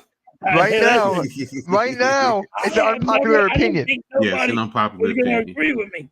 No, actually, Philly and I at halftime and I are unpopular because everyone else will say Indianapolis. Yes. Yeah, everyone will say it. So we are technically an unpopular opinion. He's going to be better than everybody. And yeah. So, but let's go to me and him's going to be left alone. Like, yo, you guys don't know nothing. Let's go out west. I know I skipped the north. I did that on purpose. We got to go out west and pay homage to the Super Bowl champions, Kansas City Chiefs. We know they're going to win that division. But who? Well, I think we all are going to agree that they're going to win that division. But is it Kansas City? Is it the Chargers? Is it Denver? It's Kansas City. Let's stop this. Okay. Yeah, no. Harbaugh's going to cheat his way. Let's go Michigan. I'm kidding. I'm going Chiefs. What a bum. Don't get me wrong. I like to see. What a bum. Harbaugh's a bum. I would like Hey, to see the Chargers actually. we got it. We got it. I don't know how we got there, but we got it. He cheated like 3 times. Look, Come look, on. look, look. Exactly. This is what I think about Michigan, man. Split it. Just split it. So, but yeah, all right. No, we all think Kansas City. So going to the final division, who more than likely will probably end up having the Super Bowl champion. No, you know what? I'm going to take the mantle with what Canty was saying early in the week, but we're going to get to that. With the AFC North, that's the Baltimore Ravens, the Pittsburgh Steelers, the Cleveland Browns, the Cincinnati Bengals. Who wins that division? Halftime, you go first. It's going to be a close one. Mm-hmm. This is what this got exciting in this division, in my opinion. Pittsburgh did a lot of moves, a lot of good moves, and they went and got a quarterback. They went and got defensive help. They got friggin' linebackers. They went and made a lot of moves. And I think they're not done yet. I think they're still looking for a wide receiver, if I'm not mistaken. I'm gonna go Pittsburgh. Okay. I'm going Pittsburgh, but Baltimore. Everybody's gonna say Baltimore. I get it, but I think Pittsburgh made so many moves. That's mine. I got Baltimore. So. I got Baltimore. Dad, I love you. Pops. You've been a big influence on my life. You're the reason why I got into football. My dad is a big Steelers fan, but Dad, I'm not going with the Steelers. I'm not. I know I'm not. I'm not going with Baltimore. Do not go Cincy. I'm not going Cincinnati. Oh my Lord. I'm going Cleveland. If they can get consistent, this is for you. If they get consistent, if they just get serviceable quarterback play with that defense over there, the running game, I think it can be. I think it can be Cleveland. Ooh, that's Think crazy. Think about that defense over there, and they're going to play well. That defense, that's what defense kept them in the play. Put them in. I got us losing. I got the Eagles losing to Cleveland. So In the Super Bowl? no, like the regular season. Oh. That's one of my 6 losses for the Eagles. What's up, play-by-play? Thanks for tapping in, bro. Also, everyone, thanks for being here. I mean, it's 61 that are tapping in. We really appreciate all of you guys. You guys are phenomenal. Just make sure you hit the like button on each of our channels, on Philly Halftime, Mitch Kofsky, the Hardcore Sports Network, and Coach Edd Gladney's Amazing World of Sports. We appreciate it. Always connect with us by subscribing and hitting the notification, and always share on all social media platforms. It doesn't matter. It just helps us out a lot, man. We really appreciate it. And we'll continue to give you a great program like this. So, I wanted to, much love and respect to you, play-by-play. Thanks. Chris Canty, earlier. Oh, damn, it just left my head. It just left my head earlier on Sportsmanlike. Because I always watch that show. I don't. You don't, you said? Mm-mm. Oh, no, okay, that's fine. It comes on 6 No, o'clock. I mean, I'm just saying. Oh, all right. No, that's fine. That's fine. I mean, hey, you don't like the sexy people. That's fine. That's all right. You don't have to watch us. Chris Canty with his Playboy self, and Evan Cohen. Evan is doing things, and Miss Smallman. I mean, plus she's a big baseball aficionado. She loves her St. Louis Cardinals. I like listening to them on the radio when I'm at work. You listen to them at work? Okay. Yeah. Well, what was it that Canty was talking about earlier today? I forgot. I should have wrote it down. I didn't put it in the outline. So, oh well, it's my loss. I'm sorry. So we're going to close out the NFL, and then we're going to go ahead into the big event that's coming, man. The big event that's giving us national pride. The Olympics. Are you guys excited for the Olympics? The Olympic basketball. The Olympics starts on the 26th. So now you said Olympic basketball. What? You got to head off. Okay. He's got to get ready for baseball game. All right, see you later. I was gonna be funny with that. Gotta head off. Boing. Pause. I got one. That's a pause. This is not a pause. This is a pause-free program. Nope, you can't do it. Nope. No. There's no pausing. You can say it, but we're gonna tell you no pause. Here's the tip. If you want to piss off a couple of old guys, just yell pause. It works. No pause here. Nope. It works. Nope. But with the Olympics. Now you said, and that's interesting. You said Olympic basketball, but which Olympic basketball? Are you talking about the 5-on-5 or the 3-on-3? It's all of it in general, man. I just love the game of basketball because I always wanted to be an NBA. No one actually knows this. I'm such a big basketball head. Like, everyone wanted to be in the NBA, right? Everyone wanted to have that dream. I can never have that dream. So that's why I was like, when I was younger, how could I be closer to the game of basketball? How could I be closer? I was a coach for some part. I was a coach of basketball. I study the game every single day. So it's my way of getting closer to the game of actually playing it. So that's why I'm like a huge basketball head. So I just love the game, man. I just can't wait for like Luka and who was it? Wembanyama? They played against each other today. I still gotta watch highlights on that. It's Giannis. They played against Giannis. Oh, it was Giannis. My bad. Yeah. I was trying to see who won because whoever loses is out of the Olympics, as far as my understanding. So, right. Let me see. Did they have any news on it? I kind of want Luka to lose. I want Giannis to advance. Okay. Yeah, and see, I have the U.S. exhibition games. July 10th is against Canada, the 15th Australia, the 17th Serbia, the 20th South Sudan, and the 22nd Germany. Well, and I'm glad you're talking about that, in terms of, well, first and foremost, just so you guys know, the Olympics kicks off on the 24th. The opening ceremonies are on the 26th, but they have the first event on the 24th, and it's soccer, I believe. Yeah, it's soccer. They say football, but it's soccer. So I have the schedule here of all the events. I'm an Olympic fan, man. I know. I just want to see it. I actually want to see the track and field. I love the track and field. I want to see what Shakira Richardson. Can she touch Florence Griffith Joyner? That's what I want to see, because Flojo back in the day, she won, I think it was 4 gold Olympics back in '88 when it was in Los Angeles. And she set the precedent not only for speed, but for style.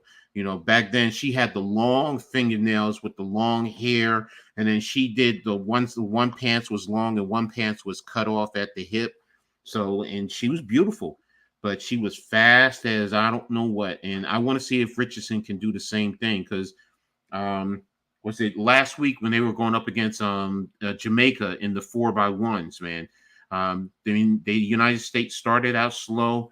They made up the gap by the third leg, but when they gave it to Richardson that final leg, she just tore it up, man. And I just want to see that. I mean, I just everything about the track and field, but everything about the Olympics, the swimming, not figure skating. That's winter. BMX, they have BMX, beach volleyball, boxing, you name it. I mean, I just want to see it all, so, but that's me. But you want to see basketball, 3-on-3 also, Jimmer Fredette is on the 3-on-3 team, right? Were you aware of that, Mitch? Yeah. Yep. Okay. So you want to see that one too, right? I just want to watch every game as much as I can. If I can't, I'll watch the highlights the very next day. Okay, give me an update. Because I'm watching a football game. Give me an update on the summer league. Bronny scored. He scored a point. Yeah.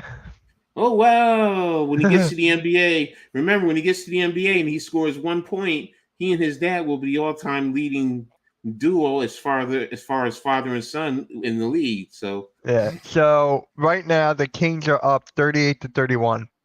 okay.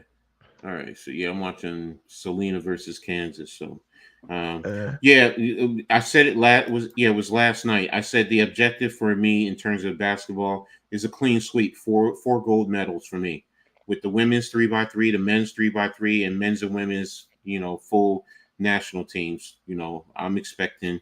What about you, Mitch? Do you think we're going to sweep all four, or do you think it's going to be? I'm more nervous about the men's just because how stacked it is everywhere now. Like the competition is just like it's nothing like it. Who's the biggest threat in terms of the national team? I'm talking about 5-on-5 now, just to make sure. Oh, you're talking about five. Yeah. Okay. Then no, I got USA winning. I got men sweeping. Yeah. So I thought you were talking 3-on-3. about three. Yeah. Who on 3-on-3 internationally? Who are the other key players on? Because I don't know who some of the other players are. I'm trying to think because I haven't seen the rosters in like a while. So I just don't want to give USA by default because I know that the competition has gotten so much better, especially how the game is going more international. So I'm like, I can't. I'm putting respect on the competition. Got you. Women's side, I do think it's just going to be Women's. Yeah. So I do think. But Philly, what about you? Are you into anything on the Olympics? Do you watch the Olympics at all? I want to watch the 100-meter run. Mm-hmm. I think ain't that one of those Eagle guys going to be there? What's his name, Mitch? An Eagles guy. On the national. He does the 100-meter run. I believe he does the 100-meter run. The guy we drafted. The guy we got. I forgot his name. Oh my God. I think he's gonna be there, so I want to watch that. But I like watching. It's gonna bother the hell out of me. If I pay attention to, if I'm gonna pay attention to it, I don't really watch the Olympics at all. But I'm gonna watch. I want to watch for that. Okay. And I I do. If I'm gonna watch it, I want to watch. I like the watching the women's relay. I like watching that 4x4. Yep. Yeah. So I like that one. I'm interested in that one. If I'm going to watch it, this is what I would be watching. See, I like watching the 100-meter runs. I like watching the running. I like the triathlons and the steeplechase. The steeplechase is where they're jumping over on the track, they're jumping over something and ending up in water and stuff. I just love it, man. It's just stuff like that gets me. And the gymnastic team. I definitely love watching gymnastics, man. I just, like I said, I'm a big Olympics guy. That's why I got to reach out to Mac and talk to him. Because I know he said I'm not that big into Olympics, but I get you. I got. There's only a few things that I watch and keep my eye out on. Happy birthday to Tom McCarthy, whoever that is. I don't know who that is. And yeah, boxing is going to be interesting. There's the men and the women, so I definitely like boxing. Like, I get into it, man. Seriously, I was trying to see if they're still going to do. Tom McCarthy, the head coach of the Giants. No, that's Tom Coughlin. Oh, that's Coughlin halftime. Okay, even I know that. I got my shit mixed up. Leave me alone. No, that's fine. I get it. McCarthy and Coughlin. No, I'm gonna bother the shit out of him now for that. Yeah. So who's Tom McCarthy? So, but yeah, I love everything about the Olympics. Water polo, taekwondo. I love seeing the art of the taekwondo. And in wrestling, I mean, I get into all of it, man. I really do. So he says he's an announcer. Okay. Yeah. Yes, he's an Eagles announcer, I guess, or a Phillies announcer. Probably Phillies, I guess. Okay, so, but yeah, that's the thing. Now, let me see. Like Damien says, he likes soccer. Victor, U.S., winning gold. So yeah. I'm with you there. So I'm expecting the United States to dominate. Now you were talking about basketball earlier, Mitch. In terms of the regular 5-on-5 basketball, who's more of a competition to the United States? Canada, France, or Germany? I gotta go with France. Just because of Wembanyama, I was watching him when he played a couple days ago. The guy was just all over the court. No one could stop him. No one could Okay. stop this man. He was just blocking. He was hitting shots. I mean, Wembanyama's going to be a real problem. Like, not a lot of people are talking about that. Just looked him up. He's a field announcer. See? Okay. Got it. Well, see, I'm wondering about Canada because Canada is stacked, man. Don't Canada forget is stacked. Yes. They're very, very stacked. I Yeah. even just found out that Zach Edey acts out of the national team, which surprised me. But they're still stacked, man. I mean, you have so many. Like, I even saw Desmond Bain is on the national team. You know, Yeah. it's like, whoa, wait a minute. They're really stacked. So I get Canada. I mean, I get France with Wembanyama, but it's John Crook. I remember him in that All-Star game. Oh, Where he had the helmet on backwards, and it's just every time I hear his name, I just think about he's him. the announcer that talks for John Krokow. Yeah, but yeah, you know, I think Canada is the biggest threat to the United States. You know, personally speaking. Now with Slovenia and Greece, you know, they're going to face each other, knocking one out. So that's one, in a sense, that's one less competition. And then Germany, you know, with the Wagner brothers, with what's his name, who he was just with the Nets too. Oh. Yeah. Oh my God. Damn, the black guy. He's a black player who's from Germany. Well, that helps. He played with the Lakers before he went to the Nets. Oh. He just got matter of fact, he just got in a fight with what you call it in France. I just saw it on Twitter. Oh, damn it. It's gonna bug the Marshawn's gonna be catching today. This is what I love. Me and Coach Edd are trying to think of this specific player, and then halftime jokes, Marshawn's gonna catch today. Exactly. Sorry, my man. I was looking at the starting lineup. I wasn't muted. No, you good, bro. You good. So halftime, is Marshawn catching today and Tom McCarthy pitching? Marshawn is catching today. Yeah, but it's Tom McCarthy pitching. Greece won, Slovenia is out, so that means no Luka. So no Luka. Like I said, I wanted Giannis. So Giannis and Thanasis Antetokounmpo. That video of him was hilarious. Yes. Give me the ball. You give him the ball. You got an 8-second call. Oh my gosh, what an asshole! But damn, what is his name? It's bugging the crap out of me. Wait a minute. You know what, Ed? You got a computer right in front of you. Look it up, dumbass. Look it up. Cheater. I'm trying to think of it. Brooklyn Nets roster. Oh, no, that's 11. Oh my gosh, it's gonna bug the crap out of me. Oh, Jiminy Cricket. Why am I so old? Schroeder. Thank you. Schroeder. Thank you. I hate Stuff Dennis like that Schroeder. bothers me. Yeah, but no, that's what I'm saying. He's on that roster, so you know, with the Wagner brothers, you know, now I mean, you know, I think they can do some damage. I don't think anyone else. Is Jokic in the Olympics this year? No, I don't think so.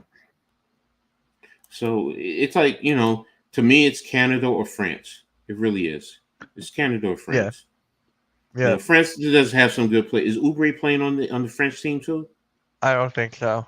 Maybe he is, but you can't forget about Rudy Gobert there in France too. You can't. Yeah, true. Rudy Gobert. But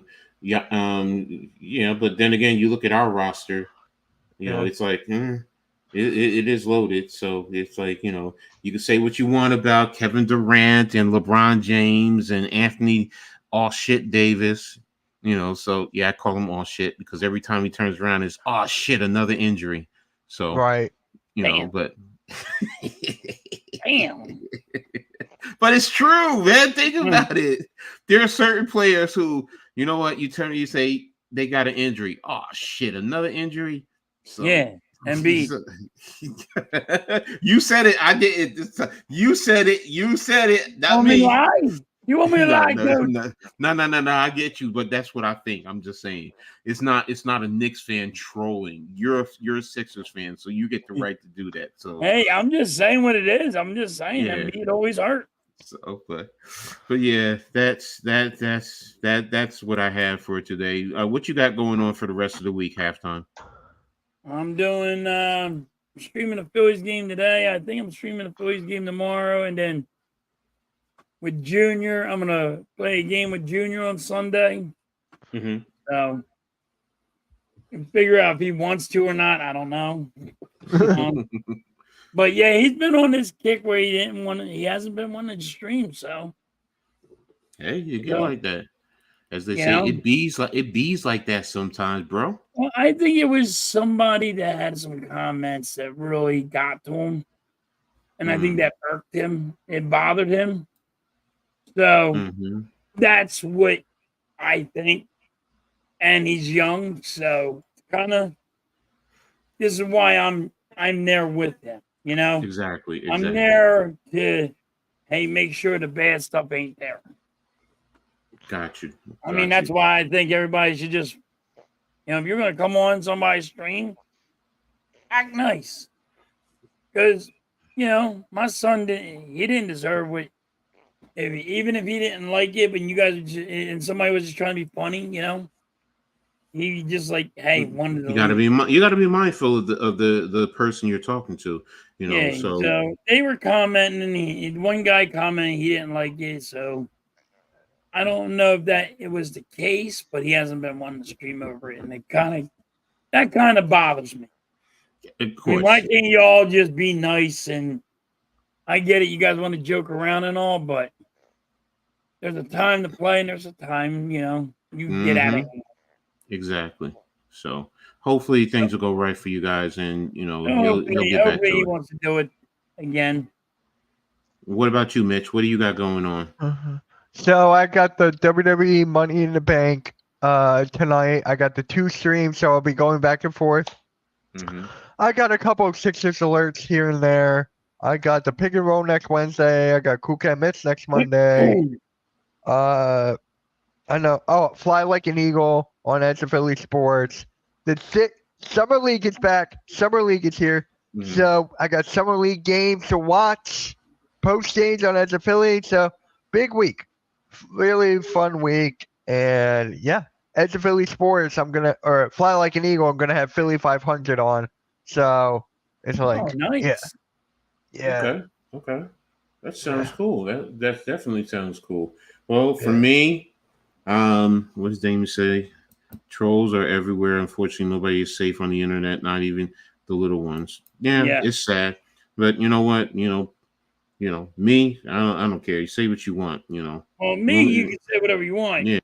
But kids, that's where I'm going. Kids, that's why I'm like, and that's why I get why YouTube says, you got to be a certain age, but still have that respect. Look, there was a joke that someone posted on Twitter that said, this is why we are not sensitive, and they had a picture of Fred Sanford and Archie Bunker, which was true. Right. It was true. We come from a different era, and we heard things that they would hear today, and they would just be really, oh my gosh, where just like I'm like, hey, that's just how it was. So it was, yeah. Yeah. So, but this week I busy as always. Tomorrow I'm not doing anything for a change. Taking a day off, going to just really focus on working out physically, that type of stuff. But may just, jump around, and if, jump on somebody's stream, maybe, but if not, day off. Monday, I'm doing my Read and React show, Monday, Wednesdays, Fridays, Monday and Wednesday, 7 p.m., Friday, 6 p.m., on my network, Coach Edd Gladney's Amazing World of Sports. I may have a little special thing with that coming, so we'll see. Tuesday with my brother NYG22. He and I do Heart of the City, where we sit down, talk New York sports, but we expanded. It's not just New York sports, but the biggest focus is on New York sports. And it's not just our particular teams. We cover all New York sports. Even talk about my love for Rutgers University. So Wednesday, Pick and Roll podcast right here on the Hardcore Sports Network. Thursday, the Full Court Press, talking about the ladies of the W right here with my man Nick, and when Philly next shift Randy's able to get back, he'll be there. I told you about Friday and Saturday, another one right here. So always got stuff going on, and you'll see me jumping in streams along the way. And I got to get back to making videos. I really do. I know I do. I got to start making videos too. So I've been so busy, I just don't know what to do myself anymore. But that's pretty much it. So I want to thank everyone for tapping in, tuning in. There's so many of you that were in the chat. I mean, I don't want to miss anyone. It's just so many of you. We thank you all for being here. Always for the support. You guys are amazing and phenomenal. So, and we wouldn't be able to do this without you. Mitch, brother, thank you for being here today, joining the show, man. It's been phenomenal. Really appreciate it. And thank you for what you do for everyone, in this medium, Hardcore Sports Network, man. Many people wouldn't be able to open up, without what you and AK have done for everyone. So again, thank you for all of that. And to all of you out there, even though you're quiet, you may not join in. Thank you. Your support, your view is well respected and appreciated. So that's pretty much going to be it. So until the next episode, I want to thank you all again. Hope you all have a great weekend and y'all be safe. And we'll catch you next time. Peace. See you guys.